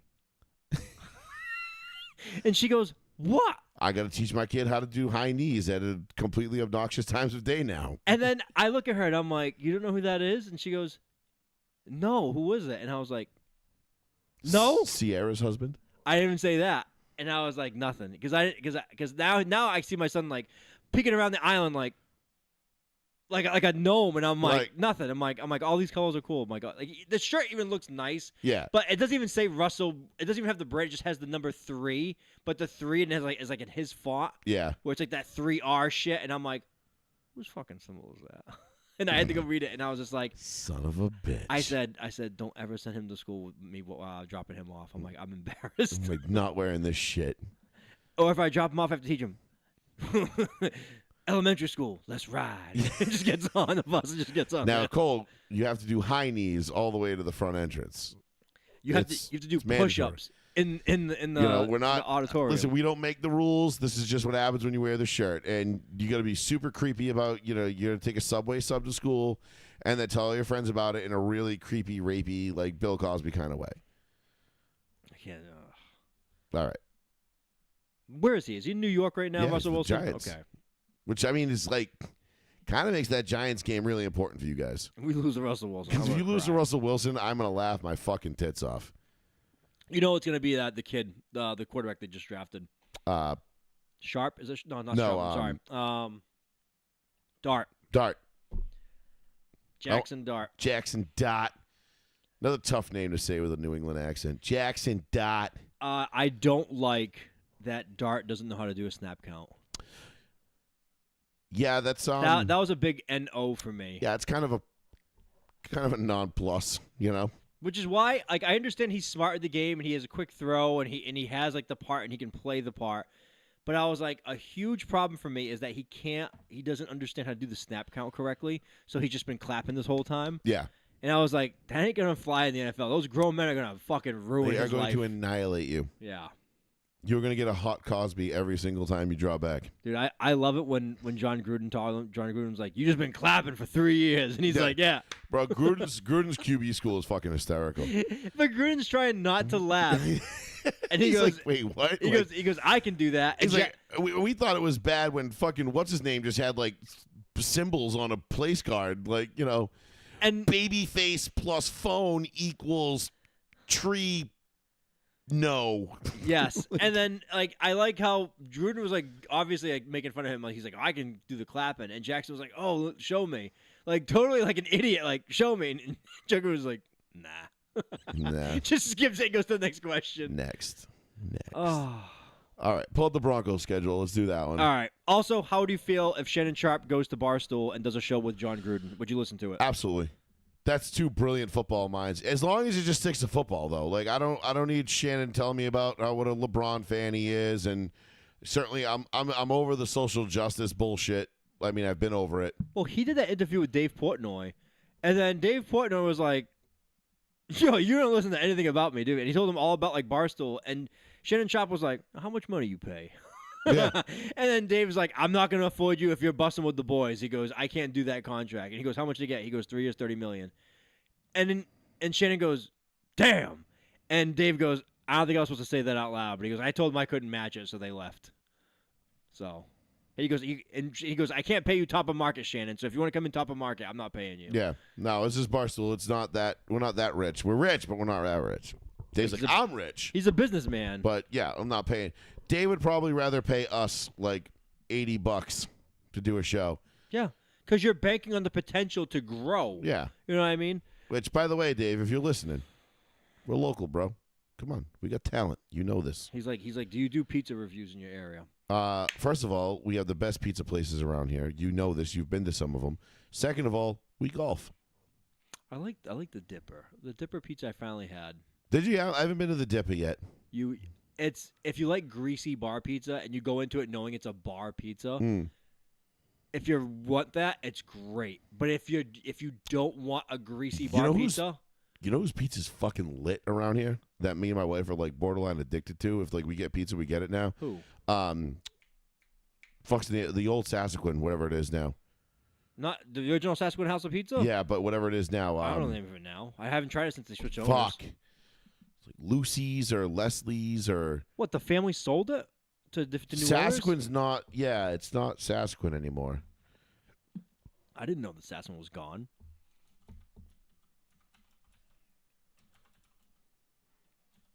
Let's see if it's... Jeffrey's. Jeffrey's used to be in a cushion at Jeffrey's? The fuck was that? Don't worry about it. It's not. Thank God that didn't play. I heard. Yeah. Don't worry about it. Quickly, they cover it up. The Jeffrey's that was on a cushion that moved Jeffrey's? I don't know. It's right up the street now. It might be the same Jeffrey's. There was a Jeffrey's pizza in a cushion that left. It's the old Sassaquin. Oh, I've had same Jeffrey's building before. They had big ass pizzas. Yeah, my wife and I got it the other night. That's the same place. Yeah. So we got it like a half cheese, half pepperoni. It was like fucking lit, dude. Slapped so hard, slapped my tits straight off. I miss fucking Candleworks. The pizza they made. I thought their brick oven pizza was really phenomenal. Candleworks. No shit. Well, now it's good. Now it's Candela. I haven't had it. If they even have pizza there anymore. I don't know. But Candleworks pizza if they had the oven, I doubt they got rid of pizza because you can't just get rid of that. But it's the Silverstein group. If that's true. They got money beyond money. They can do whatever the fuck they want. Like if he's like, I don't want pizza on the menu anymore, they're not putting pizza on the menu. Yeah, and it's not like they ever really make a bad choice menu wise. No, I think all those restaurants are pretty fucking dope. He owns like all of downtown New Bedford at this point. I'm not mad about it because listen, man, there's more places to eat downtown than there ever has been, and they're all good. Yeah. So and he owns like literally a tenth of a mile every business in the area. Yeah. Week 1, Titans at Broncos. Broncos all day. Win. Week 2, Broncos at Colts. Broncos all day. I'm going win. Week 3, Broncos at Chargers, September 21st. We will beat the Chargers in LA. We should have beat them twice last year, and fuck them. We're gonna sweep them this year. Okay. I'll agree. I think there's a split. I think the Chargers are overrated as fuck. I do think the Chargers are overrated. I don't understand how they won as many games as they did with one wide receiver like they did.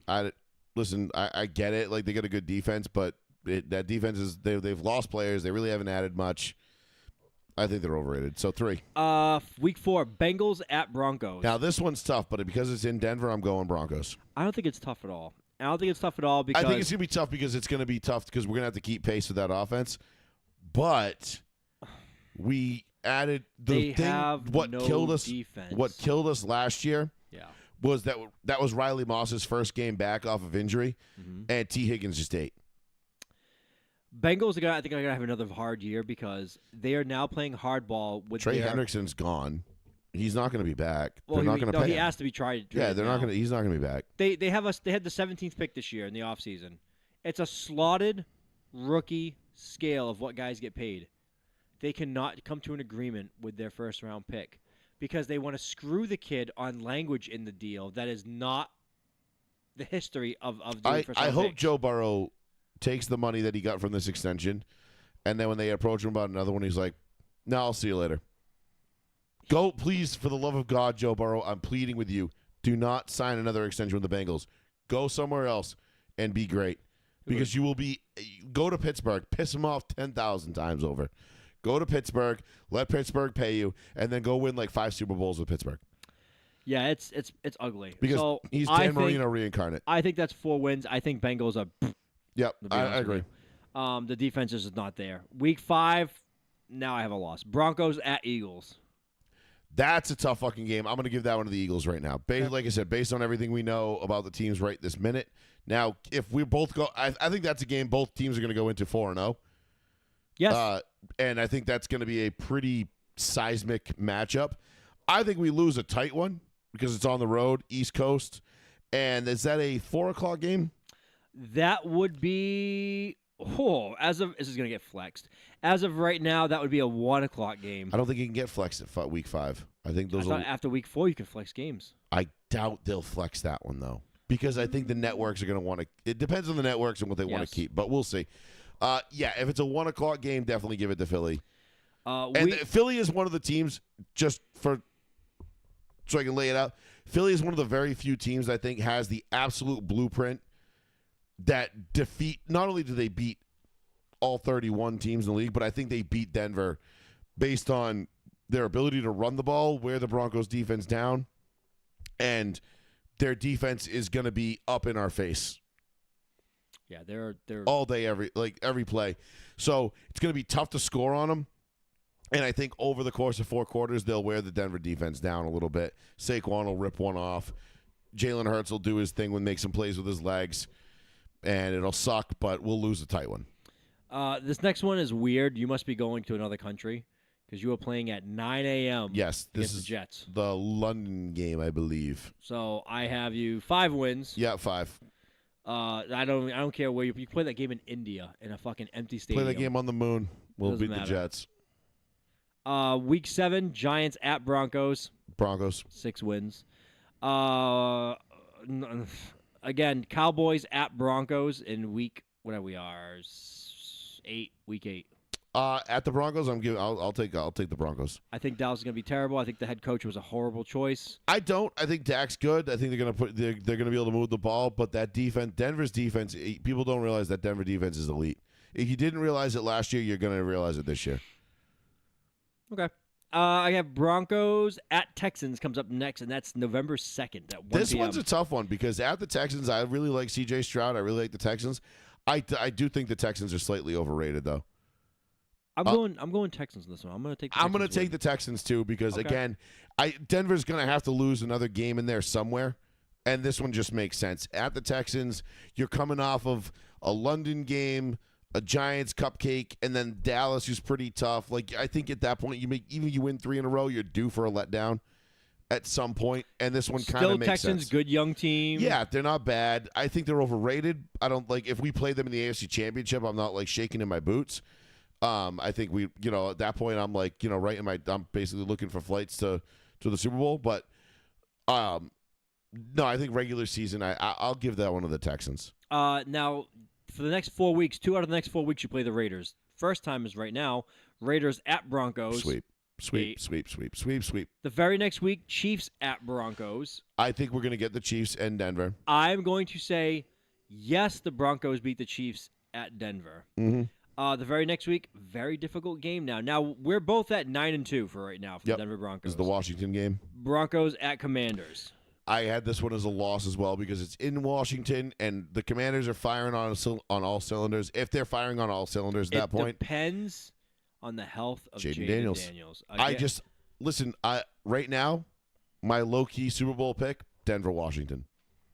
Oh. 1988 rematch. Change the name. Get rid of Commanders. I don't like the name at all. It bothers me even seeing Commanders. It's just stupid. I would have liked the Red Tails. I would have liked so many other fucking names. Just bring Commanders it back to the Redskins, stupid. Dude. Like the one thing. What is the NFL? What do we always talk about the NFL lacking? Tradition. Yeah. And now what are we doing? Changing team names. Yeah. Guardians. I'll never get behind Indian Guardians. No, the Indians, dude. Fuck you. Broncos at Raiders. I have them winning 2. Yeah, we're gonna sweep the Raiders. I don't care. Pete Carroll and Geno Smith are there. That dog shit. The defense is too good. The Raiders. I mean, I know they got Ashton Genty, but like, I don't give a fuck, dude. Like, that's like the worst place for that kid to go. This isn't the Pac-12, bro. So we're at 10-3 with 4 games to go. Yep. Okay. Next, Packers at Broncos. I think this. I'm gonna take the Broncos because it's in Denver. I'm gonna take the Packers. Packers sneaky good this year. Only because the Packers tend to play well later in the year in primetime games. This is a primetime game. But we've dicked down the Packers the last couple of times we've played them, and we have not been the better team. They do not play well in Denver. Okay. I'm just saying they just don't play well in Denver. My gut instinct says Aaron Rodgers came into Denver in an MVP, what he was at, having a borderline MVP season. We held him to arguably his worst game as a pro. So I mean, I know those two totally different teams. That was 10 years ago. That's but okay. Still, You have them at 10 they just and 3. don't. They just don't do well in Denver. Historically, 10-3. I think the last time we lost the Packers in Denver was 2007 when Brett Favre threw the bomb in overtime. So you have them. I'm sorry. You have them at 11 and 3. Yep. I have them at 10 and 4. Correct. Okay.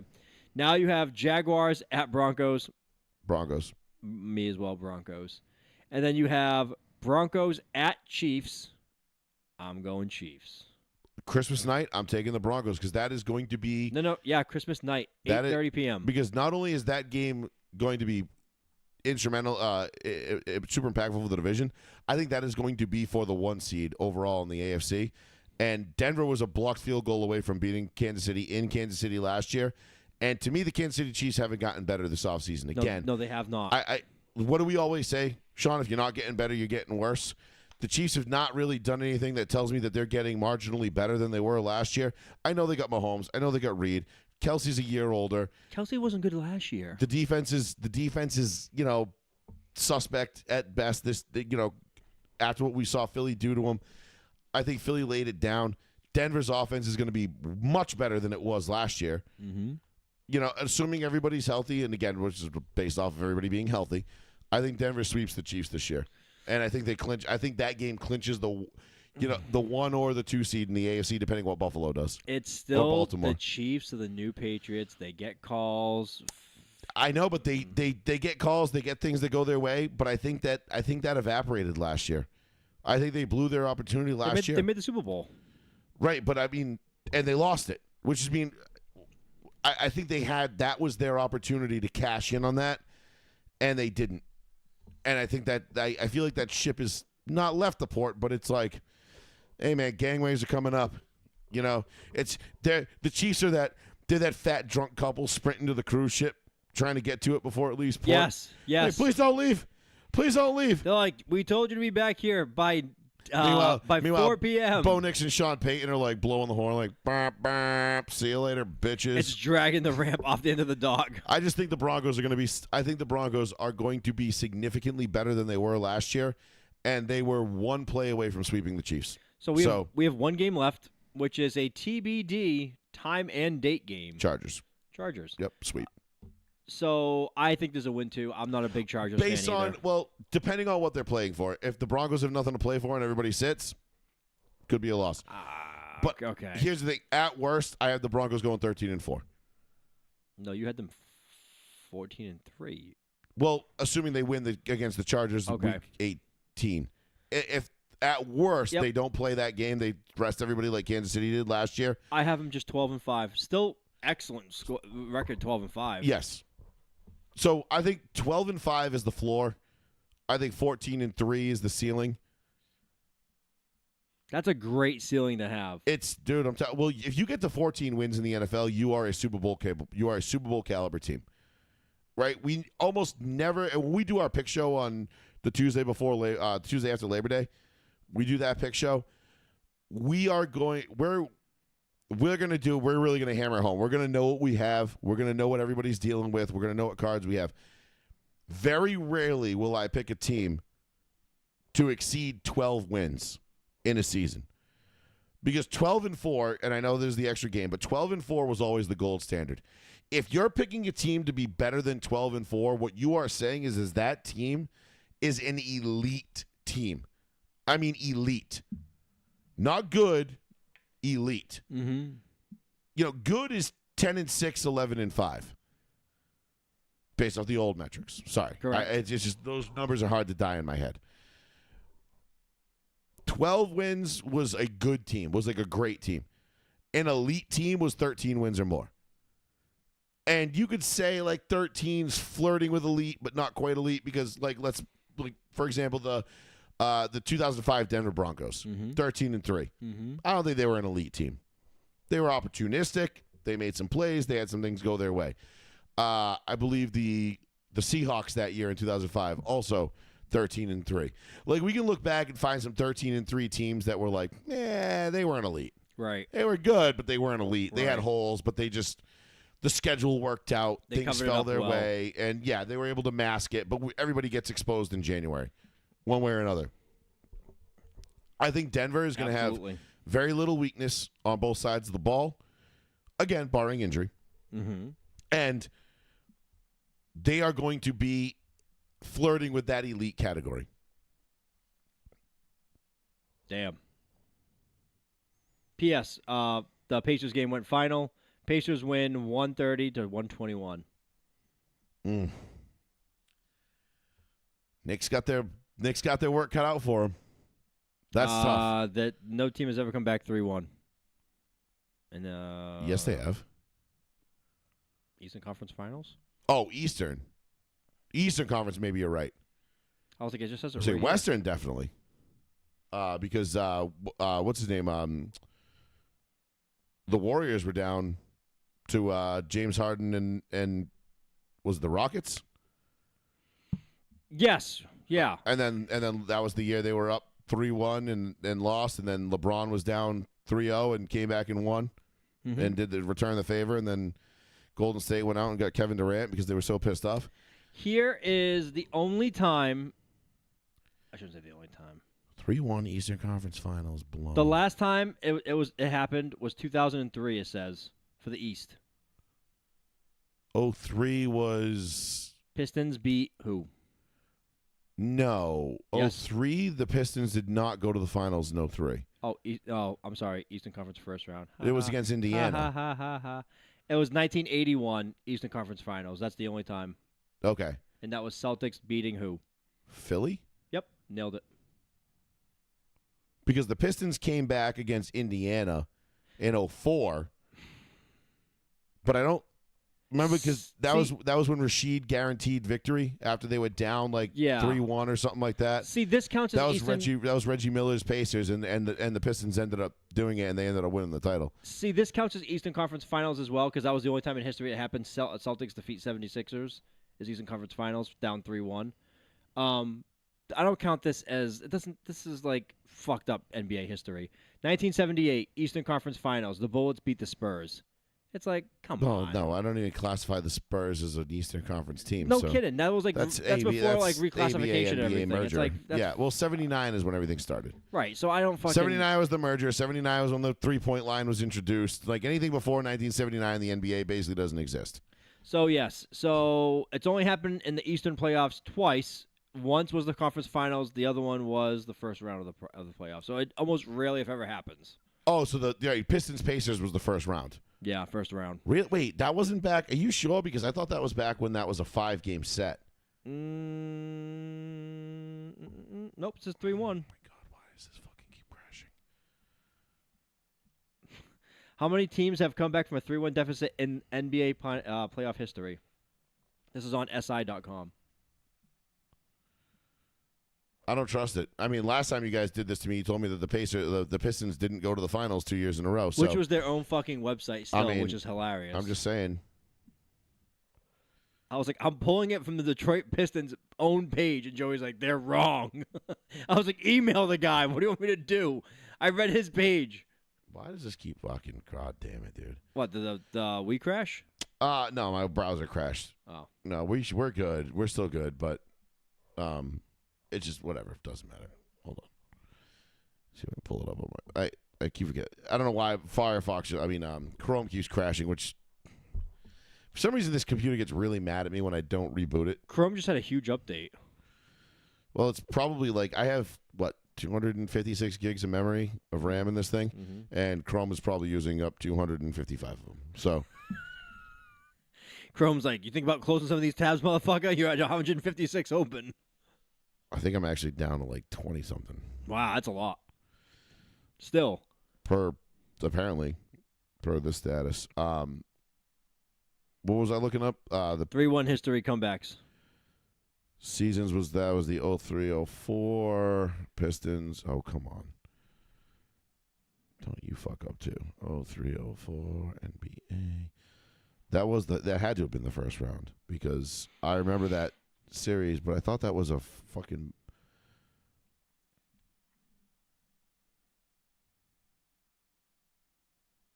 Nope, it was.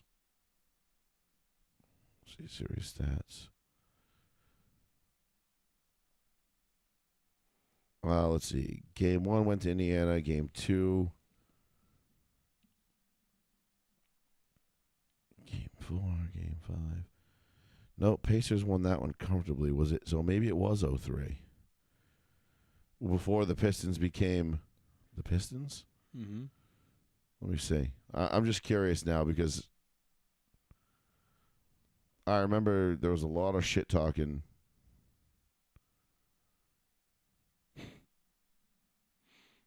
You don't say. No, I don't know. I forget, but I remember that Sheed guaranteed victory. Maybe it was they were just down 2-1 to the Pacers, but I remember like Sheed getting a lot. It had to have been because Sheed got to the Pacers, the Pistons in 04. Mm-hmm. He was traded midseason, so it had to have been that. But I just remember him talking a lot of shit, and like Charles and the boy, like everybody was making fun of him because he guaranteed victory against the Pacers, and they ended up winning it in 6. That's right. So I thought they were down 3-1, but maybe not. They were just down 2-1. Mm-hmm. And he guaranteed victory after they were down 2-1. Or up 2-1. I forget. I don't know. Anyway, I remember it distinctly, him getting ripped on for guaranteeing victory. But whatever. I'll go fuck myself. No, I was just reading, just making sure there's nothing else like I'm missing about. No, NBA I don't think history. you are. I think you're right. I think this is accurate. This is not like the other day where I was absolutely right and I knew it and I was pissed off about it. 774-992-8702. If you're absolutely right and you're pissed off about it, call us. We did the NFL schedule. We did the Broncos and the Patriots. We give you our thoughts on that, our way too early win-loss predictions. Pacers take a commanding 3-1 lead in the Eastern Conference Finals. Real quick, Sean, before we do my what? Obviously, I went back a page, and it went back to Knicks versus Pacers. And you know how you can scroll down on Google? Yeah. And it says what people are asking. Is the Knicks name a slur? And Google AI answers, no, Knickerbocker is not considered a slur, even though its sound might consider otherwise. Google's like, listen, I know how it sounds, but Isn't it's not it bad. amazing that it's like we have to dumb this shit down for people so bad? It's like, no, we know what it sounds like, you fucking racist, but it's not what it is. Google AI is just like, listen, fucking white people, can you Jesus just Christ. shut the fuck up? Before we dive into my race recap and the betting for the weekend, real quick on the Celtics offseason. Yes, I want to hear your take on this because I have zero hope. I understand new ownership is coming in. So I think that plays a big key in this. So I think Porzingis, Gone. Drew Holiday, Gone. are gone. I'm pretty much. I can almost guarantee both of them are gone because I think the way the new CBA, I think salary cap rules I think fucking work, Peyton Pritchard is gone too. I think we trade him for try to get something. I think they're gonna make some major moves. And I'm not talking like little, like I'm thinking like Derek White could be gone. I'm thinking there's going to be guys. That would hurt. Listen, I know he's a fan favorite, and everybody's like, "There's no way they'll get rid of him. The fans will riot," as if ownership gives a fuck what the fans think. I think the only person did the fans give a shit when we let Jacoby Ellsbury go to the Yankees? Did the ownership give a shit? No, they didn't. Did anybody give a flying fuck when Ray Allen went to the Miami Heat? Do you think ownership gave a shit about that? No. So this whole no, they can't get rid of Derek White. Yes, they can. And he's actually one of their best assets to get rid of. And the reason why I think they're smart to get rid of him is because you're not winning anything. You keep Derek White, you're not winning shit this year. Mm-hmm. If you think Jaylen Brown and Derek White are going to get you anywhere even above the Mendoza line of 500, it ain't happening. I think the Celtics are going to be a sub 500 team this year. And if they get rid of Derek White, they put Jaylen Brown on a pitch count. Basically, don't take the year off, but take the year off. And Jason Tatum doesn't come back until the very tail end of the last month of the season. I think the Celtics could borderline be a lottery pick. I hope that's the case. And if they're smart, they'll play it that way. Yes. That's what you want. Because listen, you don't have Tatum. Okay, so, again, you know what I think of Jason Tatum. He's a cornball. He's a fucking douchebag. I don't like him. I wouldn't want him on my team. 8 years in, and all I heard about was this kid says ceiling, his ceiling, his ceiling. And, wow, look at that. They finally played a team where all the best players weren't hurt in the playoffs and they get beat. No way. What a shock. Oh, my God. I can't fucking believe it. And don't give me this, Jason Tatum was hurt. Yeah, fuck you. They lost 3 out of the 4 games with Jason Tatum. No, they would have lost that game. He played like shit that game. I know he scored a ton of points, but he was just hucking up threes the whole time. Because they suck. And not because passing he's the ball. absolute fucking garbage. What I think they should do, in my humble opinion, is package up like JB and Derek White and send it to the Mavericks for the number 1 overall pick and take Cooper Flagg. Wow, that would be a fucking... And then you get Cooper Flagg. Wait, isn't the draft soon? The draft is like a couple of weeks. But like, they can't do that then. Why? I don't think they can get that deal done in this amount of time. Just pick up the phone. Why the fuck would the Dallas Mavericks take that deal? I don't know. Because they're dumb. Why the fuck would they get rid of Luka Doncic for a bag of peanuts? They had to just fucking forge the whole draft to get Cooper Flagg to the Dallas. I mean, listen, I know everybody thinks the lottery is fixed and the NBA is fixed and all that, but like, come on. Let's be real. That would be fraud on a monumental level. They don't care anymore. I listen, some federal investigator would have a hair across his ass and be very pissed off about it. Somebody would be mad. At some point, somebody would have gotten fucked and this would have been a bigger deal. Now, do I think there's some shady shit going on? Yes. Frozen envelopes, that kind of shit, sure. Yes. But do I think, listen, I know it's all fun and games to think like it's all rigged, but like, think of the consequences for the NBA if it ever got discovered that they were rigging the draft lottery in front of millions of fans. The consequences would be so catastrophic that the league wouldn't exist anymore. And these owners would have they'd have nothing. Their teams would be worthless because they would have no league because they would all get sued into oblivion for fraud. And they'd all go to jail, or whoever was in on it would go to jail. Like, it would be the end of the NBA as we knew it. So I know it's a fun story. Like, it's fun to think about and fun to throw out there. Like, oh, yeah, it's rigged. Fuck that. Blah, blah, blah. Is it coincidence? Yes. Do I believe in coincidences? No. What were the odds of the Dallas Mavericks like getting that pick? 0.1% or something like that. Like, it was something ridiculous. But it wasn't 0, so you can't say it's impossible. You know, I mean, what were the odds of the Patriots winning the Super Bowl in 2001? I don't know, whatever that guy was that threw like $10 on him to win $100,000. Like, their official statistic of winning the first overall pick was 1.8%. Oh, so they were like 1,000 times better than I initially said. 1.8%. It's not 0. So, again, I know it's fun to throw it out there. I know the NBA has a history, but like, just think about it logically for one quick second. What, like, the amount, because it's not like the NBA they'd be committing fraud to such a degree that you're defrauding TV networks, fans, people, like all that fucking good faith shit that like they have, like, dude, somebody would be pissed off about it and fucking come down on them. Listen, the NBA is hurting for ratings. They need to do some shit. I get it, but I don't think they. I really don't. I think it just.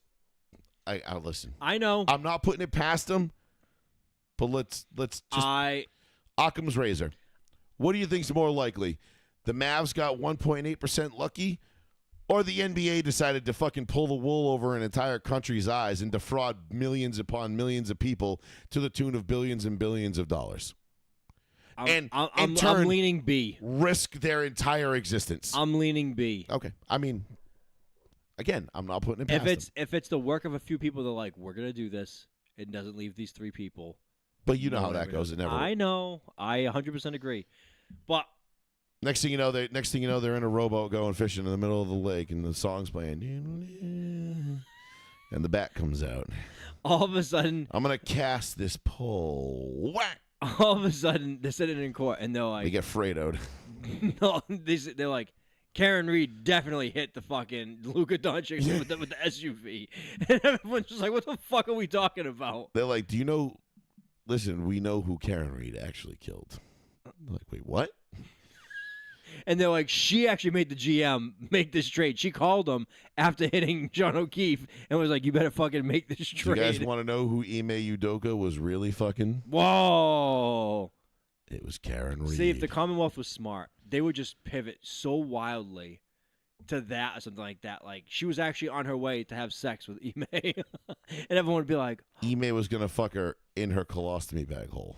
"Oh, jeez." Which, not for nothing, ever since I found out she has a colostomy bag, and I know it's not her, no fault of her own, kind of took a few points off the hot scale. I don't know how I could I don't know how I could be railing you doggy style and you got a bag of poop hanging from you. You know, I don't know. It's just poor kid.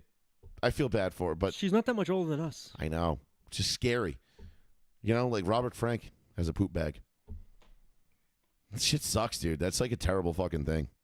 I feel bad even saying it. And I don't even judge people based on their looks. I think it's like low-hanging fruit. Karen Reed's pretty hot. But when I found out that was the thing, I was like, ew, that might be a deal breaker. I don't know. But anyway. That's what Higgins saw. He was like, she killed him. Yeah. She was like, I know who we could pin this on. Her. And she's slightly disabled, so I should get it easy in Framingham. But anyway, how did we get off on Karen Reed? Oh, right, Ime Udoka. Yeah, Ime. Maybe that's why she's missing most of her lower intestine. Ime's massive rod. You know, maybe that's it. Maybe Ime's the guilty one here. People in Boston would be like, actually. He punished her. He punished her so hard. Okay, this has gone off the rails enough. What was I saying? We were talking about, we were wrapping up the NBA talk. No, right, the NBA thing. So, again, I think the Celtics are kind of, they'd be smart to fuck off this season. Trade everything. Get everything you can in return. This is the one time I would excuse Danny Ainge for acquiring assets for the future. Because the season's a wash.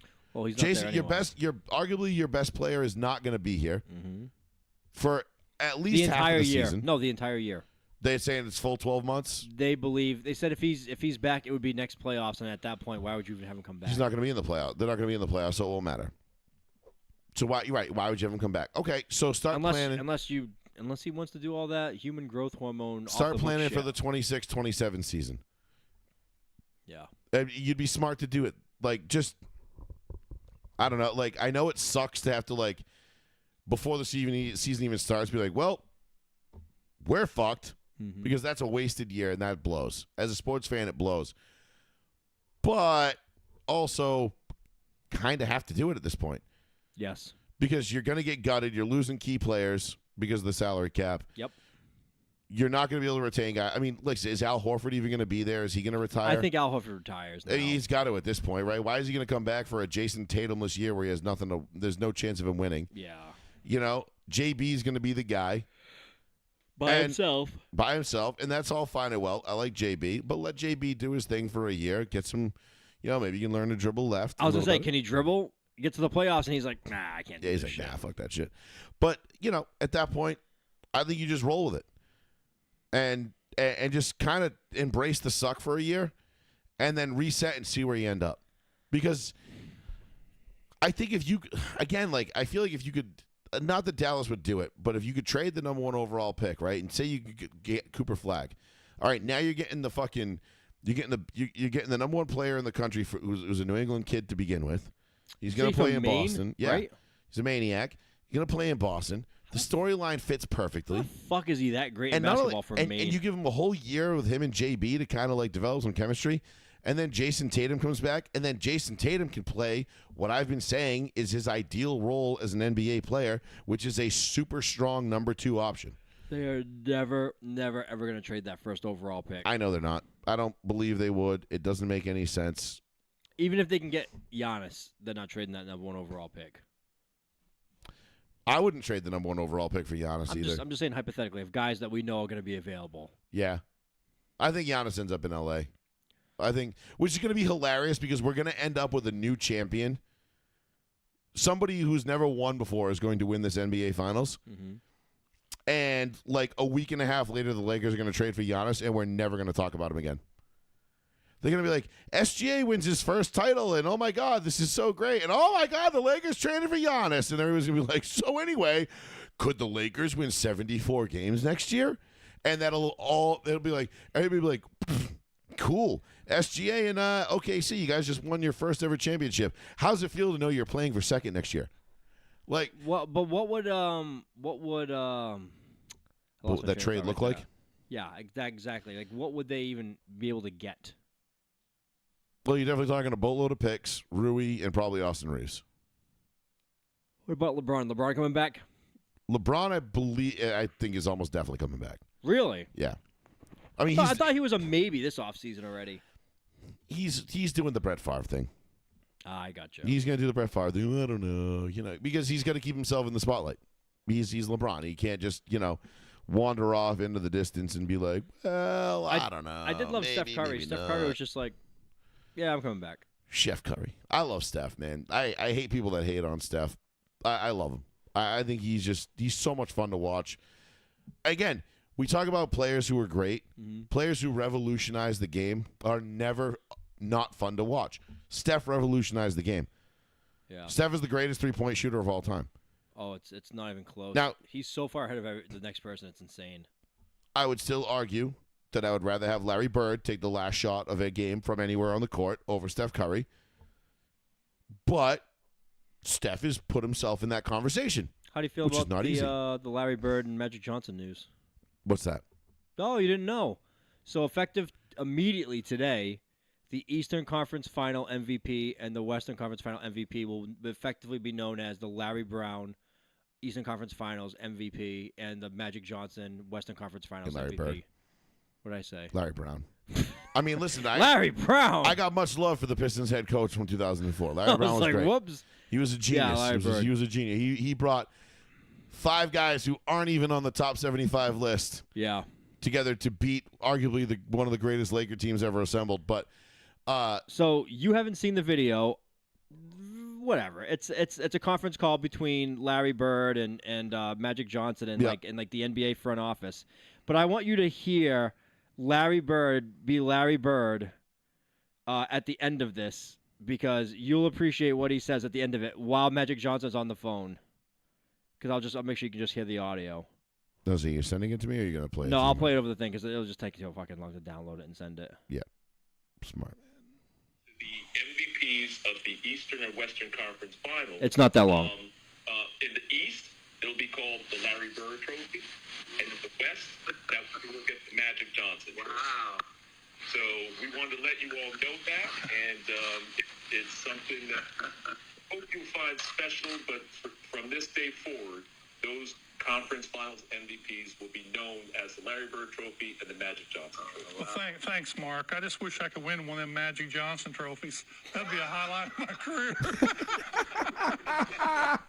Immediately makes fun of it. I love that's why I love Larry Bird, because his immediate default is talk shit.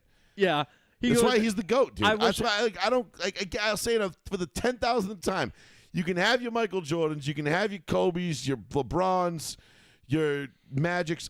Give me Larry Bird 10 out of 10 times. Oh, obviously I went on vacation 3 weeks ago now.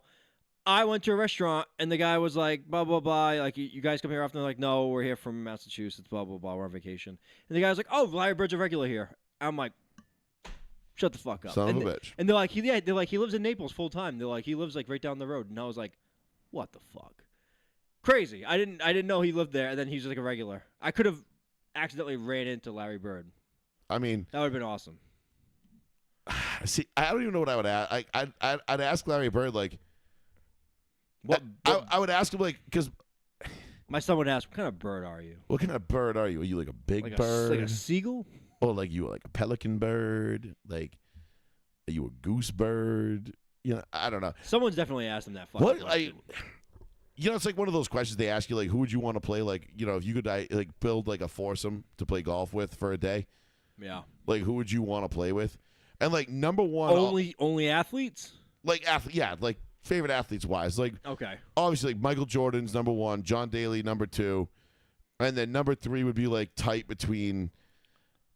I don't know. Like, I'd have to go down a list because probably Peyton Manning would be up there. Man. You know what? I thought of 2 names for myself right off the bat. And Me it would have to be Brady 1 because Brady would be up there for me. I would be up there for Brady. But you said John Daly, and I'd be like, I immediately thought Tiger. Like, I would love to hear Tiger's story. His whole life was fucking golf. Like, who cares? Well, I think the stipulation was like you only get one golfer. Oh fuck, I'll take like, Tiger. One pro golfer, and I'm going John Daly because like I want to be like smoking and drinking the whole ripping time, butts, banging lines, and like his golf cart is a rolling cooler. All right, so what do you want to do? One golfer, one football player, one basketball player, one baseball player? Well, you have to be part of the foursome, so you can only have 3 people. I fucked that up. Yeah. Golfer, basketball, NFL. Golfer, NBA, NFL. So I'm going John Daly, Michael Jordan. NFL is going to be tough. Like, I'd probably go Peyton Manning just because I'd love to just sit there and just pick his brain all day. But I probably wouldn't get much golfing done. I guess I would have to do Jordan. Jordan because I want to hear the shit talk. I think it would be because I know Jordan's going to be like a trash talking ass motherfucker. Like not to be like a fucking scrub because I would be the fucking poor person on that thing. I'd like the equivalent of a homeless person. I'd be like, yo, can I get a picture of I'm playing golf with Brady, Tiger Woods, and Michael Jordan? I'm like, no one's ever going to believe this. They're going to be like, this is photoshopped into oblivion. I'm like, no. No, I don't know. I NFL is tough because like by default would be Peyton. Elway would be up there. I thought you were going to say celebrities, and I was like, this is tough for me now. I don't know enough celebrities to make that call, though. Yeah, you do. You think you don't. One for me would be Schwarzenegger. I would love to fucking just hang out with Schwarzenegger just to see how he is. I don't know. I mean, obviously he's a celebrity, but like to me, Arnold's still a bodybuilder. He's still an athlete. But he was a fucking. He actually bodybuilding was he was like least amount of time in. He was more time as a politician than he was a bodybuilder. And an actor, yeah, than all of them. But I know. But what do I know Arnold for? Winning Olympias and Terminator. Fucking talk to him about it. He's out I there. know. Show me your leadership capabilities. He's like just smoking. Man, that would be crazy if it was celebrities too. I know, it'd be tough. I have to really think. Schwarzenegger for 100% sure. Immediately, I was like, what about Rocky? And I'm like, I can't do Sylvester. Well, you know what they say though about celebrities, like never meet them. Never meet them. You know, because you'll be disappointed. Athletes, I don't feel like that always applies. But like, goddamn, like I would love to play golf. Like I'd love, like not even like play golf, but like hang out with like Ray Lewis. Play golf with Ray Lewis. Be like Ray. I want to hang out with Bernard you. Pollard. Bernard Pollard, one of my all-time favorites. Like just talk to him on race. And he's like basically my age. Like me and Bernard Pollard could vibe because like we'd be talking about NASCAR, how he fucked up Tom Brady's knee, how he fucked up the Patriots like every time he played them. You know, we would have a lot going back and forth. Like me and BP already, you know, we've talked before. So just tell Ray Lewis, I want to talk to you. I don't want to talk to TV Ray Lewis. No, I want to talk to. I don't care which one I talk to. Put my hands on his chest. I said, score this touchdown, Jacoby. I love that. I see Jacoby. Yeah, rest in peace. He was a great one too. But anyway, we'll do a quick race recap and get out of here. Sure. All right, we're race recap's on you because I'm 2 hours. Damn. Yeah, I was gonna text you because you texted me. You're like, "Oh, I'll be quick," and I was like, "I'm like, we always go off like tangents. It's never gonna." Well, you and I always go off tangents. Paul and I have kept it to an hour the last 2 weeks. Paul's on ChatGPT. How do I answer this question? Yeah. Paul's like, I need a live transcriber to give me my answer. No, Paul's great. No, I'm making fun of Paul because you don't see me watch him type the question into ChatGPT. The boy he abuses ChatGPT. And then I love that Paul's like, I don't want to make it obvious, so I'm gonna skip the first sentence and I go into the second sentence of ChatGPT. So he's like, blah blah blah blah blah, and I was like, that's wrong, and he's like, no, it's not, and I was like, it's 100% wrong. We found that out with the Detroit Pistons, but that was not ChatGPT. That was literally DetroitPistons.com. It started with ChatGPT though. That was his, yeah. So listen, ChatGPT, dude. Like it's, I get it. AI is fun. Don't rely on it. It's worse than Wikipedia sometimes. But the questions he asked, he He almost reminds me of Kevin from The Office when he asks the questions, why use more word when less word do? And ChatGPT's like, I don't fucking know. Like, excuse me, sir? Like, did you type this with a potato? What are you, what or are you one? What are we talking about here? Ah, man, it's the best. Because he tries to, like, quickly type it out, and he's just like, what this do? So, quick race recap from the weekend.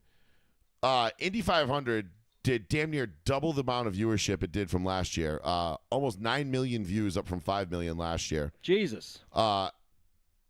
It was so good. I actually put in for tickets for next year's 500. The tickets open up tomorrow. Okay. For general admission, like to put on the call list. I put in for 4 tickets for next year. I don't know how I'll get there, where I'll stay. I don't know what I'll do, but I'll get the tickets. I'll figure out the rest. Memorial Day weekend next year. Listen, the Indy 500 is a spectacle in all of its own. You saw the video of the Blackhawks, going around the track, over the track, which they did that at the 1992 Tutors 500 too. So it's not just an Indy 500 thing. It's a racing thing, but it's a fucking America thing, baby. Yeah, and that is the Indy 500 is one of the greatest celebrations of America. And next year being America's 250th birthday, I feel like it's going to be kicked up an extra nickel. I can't believe the 250th year is next year. That sounds so weird. Well, it's like our parents lived through the bicentennial, and that shit was rad as fuck. 1976. Wow. The bicentennial year was supposedly lit. I mean, we're going to get the 50th. We might get the tricentennial. Yeah, we might. I mean, 90. No, 76. Oh, yeah, right. We're only in 2025. Never mind. Go on. We might get there, I said. We might. Well, I don't know what kind of advances they're making in technology. They got to be coming fast. Why did I think we were in 2050 already? But that's, yeah. 2050? I know. 25 years ahead. Whatever. Fuck you. You're just drinking straight absinthe in that cup. You're going to have one drink. Not even. Wish. But the Indy 500 is a spectacle all on its own. Yep. If you didn't watch the race, you missed out. It was a fantastic fucking race. I did see the clips, though. It was probably the best race of the day, barely edging out the 600 because the 600 was actually phenomenal. The only thing that held the 600 back a little bit was that Slick Willie led 283 of the 400 laps. So there wasn't really, but he was constantly being challenged for that lead and just kept holding on to it. It wasn't like there was no action up front. It was just one guy had it until, naturally, until the last 8 laps because I bet on him. The last 8 laps, he didn't have it. And Ross Chastain came from last to first, started last, literally 40th on the grid because he wrecked his car in practice, and then found a way over 600 miles to drive his car to the front and then pass unequivocally the strongest car in the field. Somehow, some way, got around the 24 car, much to my dismay, with 8 laps to go, and just drove away and won that whole fucking thing. For those of you that don't know, the Coke 600, or the World 600 presented by Coca-Cola, is one of NASCAR's crown jewels. The Daytona 500, the Southern 500, the Coke 600, the Indy and the Cup race at Indy. Like those are your like big 4 for crown jewels. Mm-hmm. The Talladega Spring Race, I think, is a crown jewel, or at least was at one point. But that's it. Those are like your 5 crown jewel races. Like that is like your big 5. If you win one of those, it's like winning 5 races. So to win that one for Ross Chastain was super cool. So is it the one where Larson spins out? The Indy 500? Yeah. Yes. So Larson wrecked, I think, with like 100 laps in, or 70-something laps in. That's what I said. That's what I meant to say. He was in the lead. And I'm watching it right now because I'm watching the highlights as you're talking about it too. And it says, but like, how did he just spin out? Was the track wet? Oh no, he just got super loose coming off. Oh, you're talking about the 600? No, he got super loose coming off of 4. Oh, okay. So at the end of 4 at Charlotte, like the way it goes from like really like kind of steep banking, and it gets really flat really quick. And when you come off of that banking, like that, it really upsets the car. Mm-hmm. And if you're in the throttle, the weight comes off the back tires, the downforce comes off of it, and if you're in the wrong spot and on the throttle at the wrong time, it'll just loop the car. Larson ended up saving it, and nothing really bad happened. Yeah, he just slid. He made it to the Slid grass. in it, but I think he ended up in more trouble throughout the race after that. But William Byron ended up leading pretty much every lap after Larson wrecked until the final 8 or whatever it was. Damn. Which sucked assholes for me. Because we picked, so betting wise, so I had my holy trifecta of parlays, right? Mm-hmm. I threw my one ticket I threw a Hail Mary on. I picked Oscar Piastri to win the Monaco GP. So that was out the window by whatever, 9:30 a.m. That parlay. It was a $100 bet to win like almost 30 grand. Yeah. I had Oscar Piastri, Alex Palou, William Byron. I did see that, and I was like, holy shit. So I got shit. 2 out of the 3. Mm-hmm. I'm sorry. I had Pato O'Ward, not Oscar, not Palou. Okay. So I had 1 out of the 3. No, actually, I'm sorry. I had 0 out of the 3. I went over 3 on that ticket. Damn. Because I didn't have. I had William Byron. William Byron was going to be the 1 out of 3, and then he wasn't. Yeah. So the $30,000 winner went out the window pretty quick. Again, if you're going to throw $100 down to win 30 grand, not a bad way to do it. You gotta. Well, you're going to have to throw a Hail Mary. And that's what I did with Oscar Piastri. If Oscar Piastri had won that, and we had got to the Indy 500, knowing that Monaco was already in the bag, yeah, I'd have felt really good about our chances. Pato O'Ward ended up coming up 4th, so it wasn't like we were far off there. I basically said I had two guys that I picked for the 500: Pato O'Ward or Alex Palou.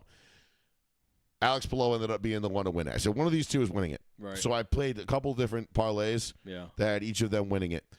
The mega ticket I had, Pato O'Ward had the worst odds, which is why the payout was better. Okay. I think if I had subbed in Palou for that, I think it would have dropped it to like 15 grand, 10 grand, something like that, or maybe even 8. It was like significantly lower. But I was like, yeah, like let's if you're gonna throw Hail Marys, you might as well throw Hail Marys. Mm-hmm. Don't like throw like a half of one and then try to pussyfoot the other 2. Like, go for the fucking gusto. Mm-hmm. So I did. It didn't work out. No big deal. Piastri, once he started 3rd, after they got to the first turn of that race, it was basically over. Because anybody who watches the Monaco GP knows in F1, basically, like, qualifying on the pole is so important there because it's basically impossible to pass. There's so little spots to overtake in Monaco because it's so narrow, so fast. The corners are so tight that you really don't have the opportunity. So the only way you're going to pass somebody is with pit strategy. And most of these guys in these teams are so spot on with their pit strategy. Unless something happens mechanically to one of the cars, where they qualify is basically where they're going to finish. Right. Every once in a while you end up with a crazy upset or something weird that happens, but it's extremely rare.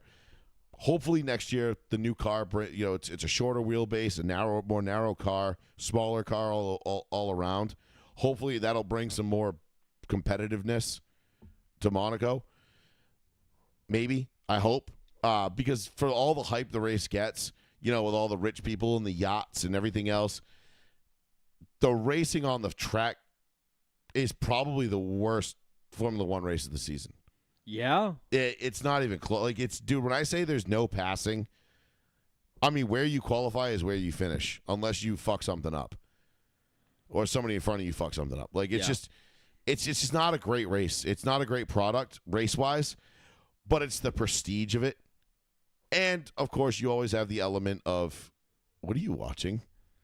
This is it, no? This is 2 days ago that fucking Lando Norris won Monaco, did he not? Yeah. Yeah, that's what I'm watching. Oh, you were like smirking at it like you were like watching something like something was. No, I was watching like you were talking about it, and I was just watching it, and they were just showing like different cuts and clips. And sorry, the guy you were was smirking like there was something like you were watching something funny. I was like, what? I want to see. No. But no, the prestige of it and winning it because it is F1's crown jewel. Yeah, it's in Monaco. It's the most, the biggest, most expensive. It's the place where people go to be seen.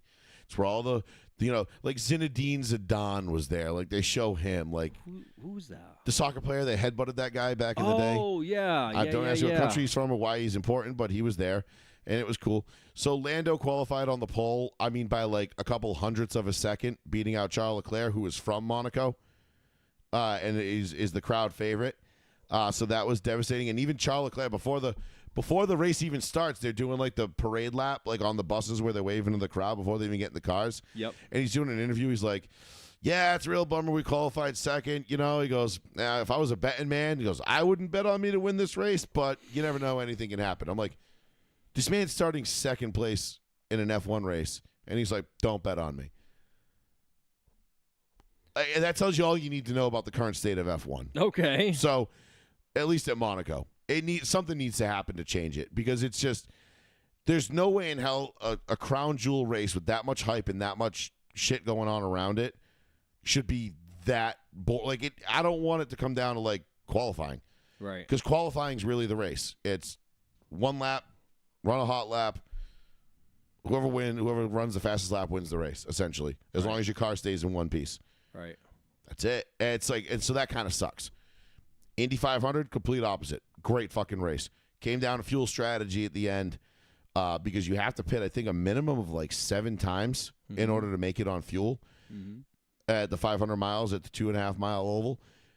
But the beautiful thing about Indy, and this is what I love about Indy, you had Scott McLaughlin, who I was this close to picking to be on one of my parlays to win that race. Rex on the pace lap, the opening pace lap. Ridiculous. He was in first gear. He's warming up the tires, or second gear, and he just blips the throttle. Cold tires, cold track. Zoot, ass end kicks out. Bam, right into the inside wall. Car's destroyed. They didn't even take the green flag. Damn. And Scott McLaughlin, and you can see he's literally holding his head in his hands like, what the fuck did I just do? I just killed my chances. Like, and it wasn't like he was starting like 5th. So it wasn't like he was starting far back in the field and it was a long shot to win. Like, he was one of the favorites. I think he was at like plus 1,000 to win. So for that to happen, it just shows you, like, if you break concentration for 100th of a second at Indianapolis, you're dead. Your day's over. That track will bite you in the dick so fast. And it does it every year. I mean, go back and watch. It was a J.R. Hildebrand. Was it 2018 or 2017? J.R. Hildebrand is coming out of turn 4 with a comfortable, sizable lead on the final lap. All he has to do is take the last turn of the race. He's made this turn 199 times. And what does he do? He absolutely pancakes the outside wall, destroys his car, and loses the race. Like, Indianapolis is so unforgiving and such a bitch, and that's why we love it, because you can be leading going. I mean, last year, Pato O'Ward leading going into turn 3 on the final lap. Joseph Newgarden right around the outside, balls of steel, to hang a car at 230 miles an hour on the outside of somebody and be like... Didn't he just basically ride the wall? No. You're talking about... that's Ross Chastain from Martinsville a couple years, okay. NASCAR. Totally different sport. Fuck. Totally different type of car. No, Joseph Newgarden's pass, like, he throws it into turn 3 at 230 miles an hour and just like, please God, let this stick. And it does, and you win the Indianapolis 500. Like, you have to have balls of steel to run those cars. Yeah. It's because you're at running those speeds. 230, 235 miles an hour at any given point. You're sitting in a rocket. That is fast. Yes. Like, that is fast. And it makes for such a good race. So Indy was awesome. 9 million viewers, I think they did. That's a ton. So we got to the end. I posted the ticket that I had where I had Norris, Palou, and Blaney. Yep. I had another ticket I forgot about, that was Palou, Norris, Byron. That was like a $987 hit or something like that. Okay. I think the Palou, Norris, Blaney one was like $1,500. I had another one that I'd completely forgot about that I didn't even realize was there. And we were 8 laps away from hitting the trifecta. So that's fucking incredible. But this coming weekend is the Cracker Barrel 400? For NASCAR. For NASCAR. And Nashville. Yeah, then F1 is... I believe F1 is... Spanish Grand Prix? Yes, Spain. And that's Oscar Piastri. Piastri is the favorite. He probably qualified well there last year or something along those lines. I'll look more into it. I think that's what I might just start doing that every week when there's F1, Indy, and and NASCAR, just try to do like a 3-driver parlay and just try to hit the trifecta for the week. Okay. Because I feel like $10 will pay out like $1,000 for that at any given moment. You know, I mean, is it harder to do? Yeah, obviously. But I think like F1, once you figure out who's on the pole, F1's kind of a gimme. But if you can kind of guess who might be on the pole and bet them before qualifying, so yeah, I think that, you know, you can really make some dough. So they have Oscar and Lando. But minus 180? Plus 135, plus 140. Okay. So within 5. Yeah. And then who's third? Verstappen? Verstappen, yep. And then who's after that? Probably George Russell. George Russell. And then Charles Leclerc. And lastly, great play about him. Hamilton. Yes. So, yeah, George Russell's been quick this year, but not quick enough for me to, because what's George Russell like, plus 1,000? George Russell is plus 11,000. Plus 1,100. No, 11,000. No, 1,100. 11,000. There's no. I'm looking at it right now. If George Russell's plus 11,000, he's plus 11,000 as of this moment, 11:37 p.m. Are you sure that's not for the championship? Are you sure that's not for the championship and for the Grand Prix? I don't know. Let me check. Because I made this mistake. Because it's for the championship, that would make sense because he is very much out of the championship right now. You looking on FanDuel? I'm on FanDuel. I'm in Formula One. F1 Spanish Grand Prix. Yeah, George Russell is plus 1,600. So it's Piastri plus 145, Lando Norris plus 160, Verstappen plus 410, Leclerc plus 1,600, Russell plus 1,600, Hamilton plus 3,200. Okay, so I'm definitely on the other one then. So it says 11. If you 11 just go to if you go to Formula One, Piastri, Norris, there it is, Verstappen, and then George Russell plus 11,000. Yeah, that's the championship. Okay. F1 Spanish GP, that's the one you need to. So that's the mistake I made last year. Remember I kept doing that? I kept accidentally betting on a driver to win the race, and I was like, yay, won. And I'm like, why isn't my bank account showing me $300 yet? And I'm like, oh, fuck, I bet him to win the championship. Well, at least he's in the championship race now because he won a race. That's how I actually accidentally picked the last 2 NASCAR champions in Ryan Blaney and Joey Logano. That being said, I would take, a flyer. I kind of really love Verstappen at plus 410, but yeah, that's tough though. It's tough. And then who do we got for odds in Cup? Because the Cracker Barrel 400 is already up. Plus 500 for Kyle Larson. Slick Willie's plus 700. That's gonna be my first pick. Let's see, Joey Logano plus 2,500. I love that pick. He won this race last year, and remember they had 9 green white checkers, and he won that one when nobody. It was how the fuck did he even have enough gas? Yes. That was a big win for us last year. Ryan Blaney plus 900. I like that. But anytime listen, the thing I'm looking at right here, I see Joey Logano plus 2,500.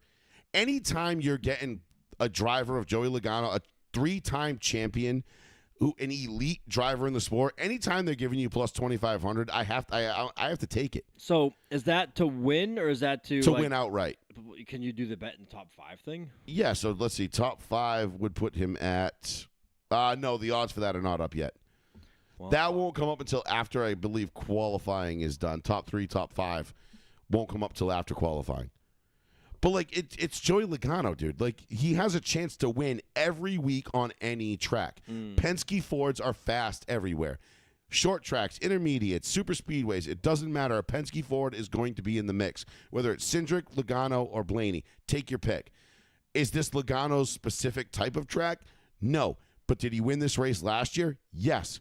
So if you're going to give me plus 2,500 odds for Joey Logano, I'm going to be enticed to take it. It paid off last year.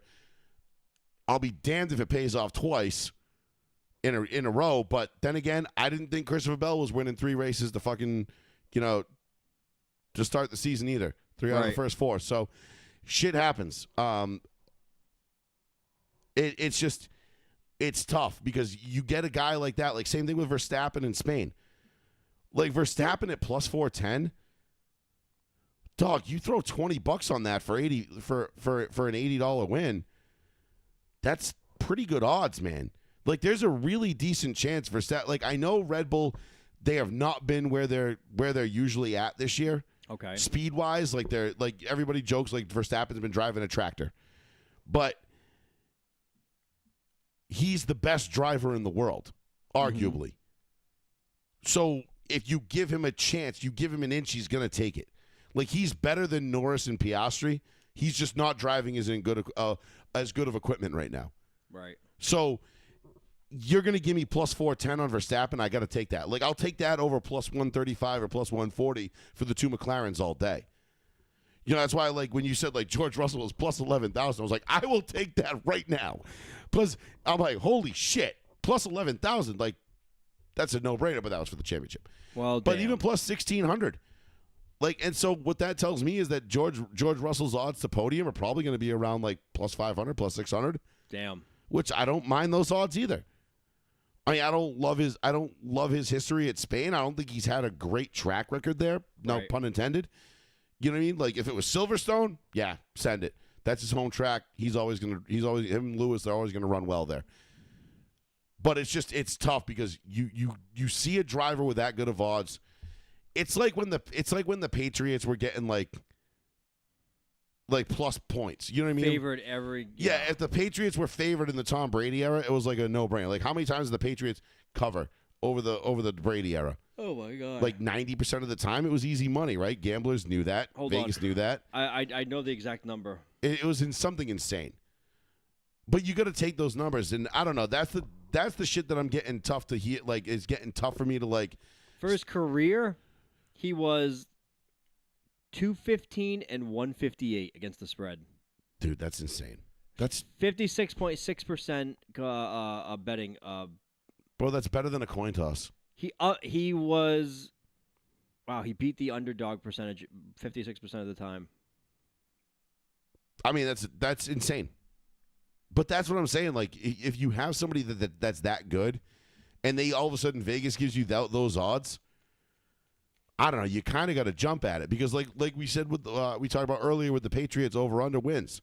Yep. You know what I mean? Like that you moved. You and I the day they hired Vrabel, we were like 9.5 over under over. When they came out 7.5 wins, I was like, give me 10. Give me 10. They're this year's Denver Broncos. They're last year's Houston Texans. 10 wins, I think, is the number for the Patriots. And Vegas obviously agrees because look at what they're getting now for over 9.5. Mm-hmm. It's what, plus 400? Like, that's nothing. I got the Broncos at plus 800 last year. Yeah. You know, at over 9.5. Now, granted, for some reason, everybody was just wicked sleeping on the Broncos roster. And Bo Nix and Sean Payton. They just didn't think that the rookie quarterback was going to come in and play that well, that fast. But again, I don't know how you missed that bad. I mean, Pro Football Focus had us as the worst roster in football last year. Yeah, but that's fucking Pro Football again, Focus. I know. But this is why I don't listen to Pro Football Focus. I know. They're fucking mental challenge. They try to be like, they're like, we're unbiased. We run stats and stats. I'm like, yeah, stats lie, dude. Congratulations. You played yourselves. But anyway, though I'll be posting my NASCAR picks again this week. If I do any bonus betting, if I do like a parlay F1 NASCAR type, whatever thing, I will post it as well in my picks. Depending on what time the F1 race is, though, I might not get that up in the post because sometimes I don't know what time the Spanish Grand Prix is on Sunday, but it's probably probably gonna be around 9 a.m. if I'm not mistaken. Given the time difference, let me check. I have it on the app. I'm looking at it.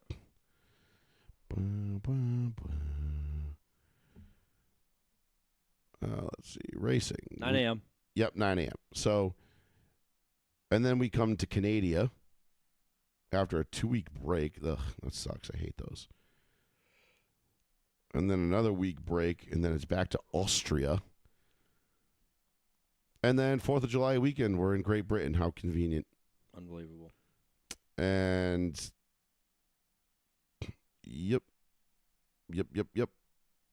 Then it's the summer break, and then let's see, we got, what am I looking forward to? Well, we got let's see. Monza in September. Vegas in September. Oh, no. Coda in September. Vegas in November. Brazil's fun. I like Brazil a lot.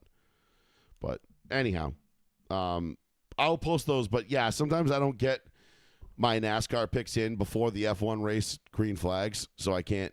If I do a parlay, I might just throw it out there real quick. You know, like I'll just throw the parlay up like Saturday night. Like, here's my parlay for tomorrow morning if you want the F1 NASCAR parlay. This is what I'm going with. And then, but it might not match up with my NASCAR picks for Sunday because I like to be a little more analytical with my NASCAR picks. Yeah. Again, I know we have not won a race since Daytona. So this is the longest. This is the longest dry spell in my betting career. And again, the only thing I can say is we got nowhere to go but up. Right? Like we're at rock bottom right now. Again, last week, we picked Slick Willie at Darlington. He leads 90% of the laps. He gets passed by Denny Hamlin at the very end, and we lose Darlington. We had Slick Willie yesterday. He leads 283 of 400 laps. He gets passed with 8 laps to go by Ross Chastain. I feel like that happens more often than not now in NASCAR, though. I hear like someone gets past the last 10 laps all the time. I mean, this is the bottom line, and this is what I love about NASCAR. It can be very feast or famine. Like you're either hitting these winners or you're not. And right now we're not. But what that tells me is that if we stay true to the process and we stay true to what we're doing and we keep picking the way we're picking, eventually the pendulum is going to swing back our way. Right now it's swinging away from us, or it swung away from us. Mm-hmm. I mean, we're now what? 3 months removed since Daytona. Mm-hmm. And we only won that one when Slick Willie was running 7th and happened to squeeze by on the outside when Austin Cindric and Denny Hamlin decided to wreck the entire field in front of him. And he just snuck by and got that win, which I happened to be there for. That being said, I don't know. He's been leading on the last lap. He's been there at the end. We've had Blaney a couple of times. Bad luck. We've just had some really, really shit luck at some of these races. And again, I think it's gonna turn around. It has to. Mm-hmm. It can't possibly stay this bad forever. So give our Row 1 Seat 1 page a like and a follow. I will do my NASCAR picks every Sunday morning. They will be up at some point by like noonish. I will always give you guys enough time to look at the post before the race green flags. Most of the time, it's not until like 2:30, 3 o'clock in the afternoon the races are kicking off. Yeah. But what I do want to say, though, I want to give a major props to Amazon Prime for their coverage of the Coke 600. Oh, okay. Because the next, I think it was on Amazon? Yeah, I think the next, nice. Starting with last week, the next 5 races after this are all on Amazon. Let me tell you, Sean, that is the least amount of commercials I've seen during a NASCAR race maybe in my entire life. I bet they would love to get more commercials on there, but the way they did the commercials was they had the race was on and the commercial in a little side box. So you weren't taking away from the race. It wasn't like the opposite where the commercial was the full screen and the race was in the little side box. They did the opposite. The post-race coverage lasted an hour. Mm-hmm. It wasn't like, oh, okay, race is over and we're signing off. See you later.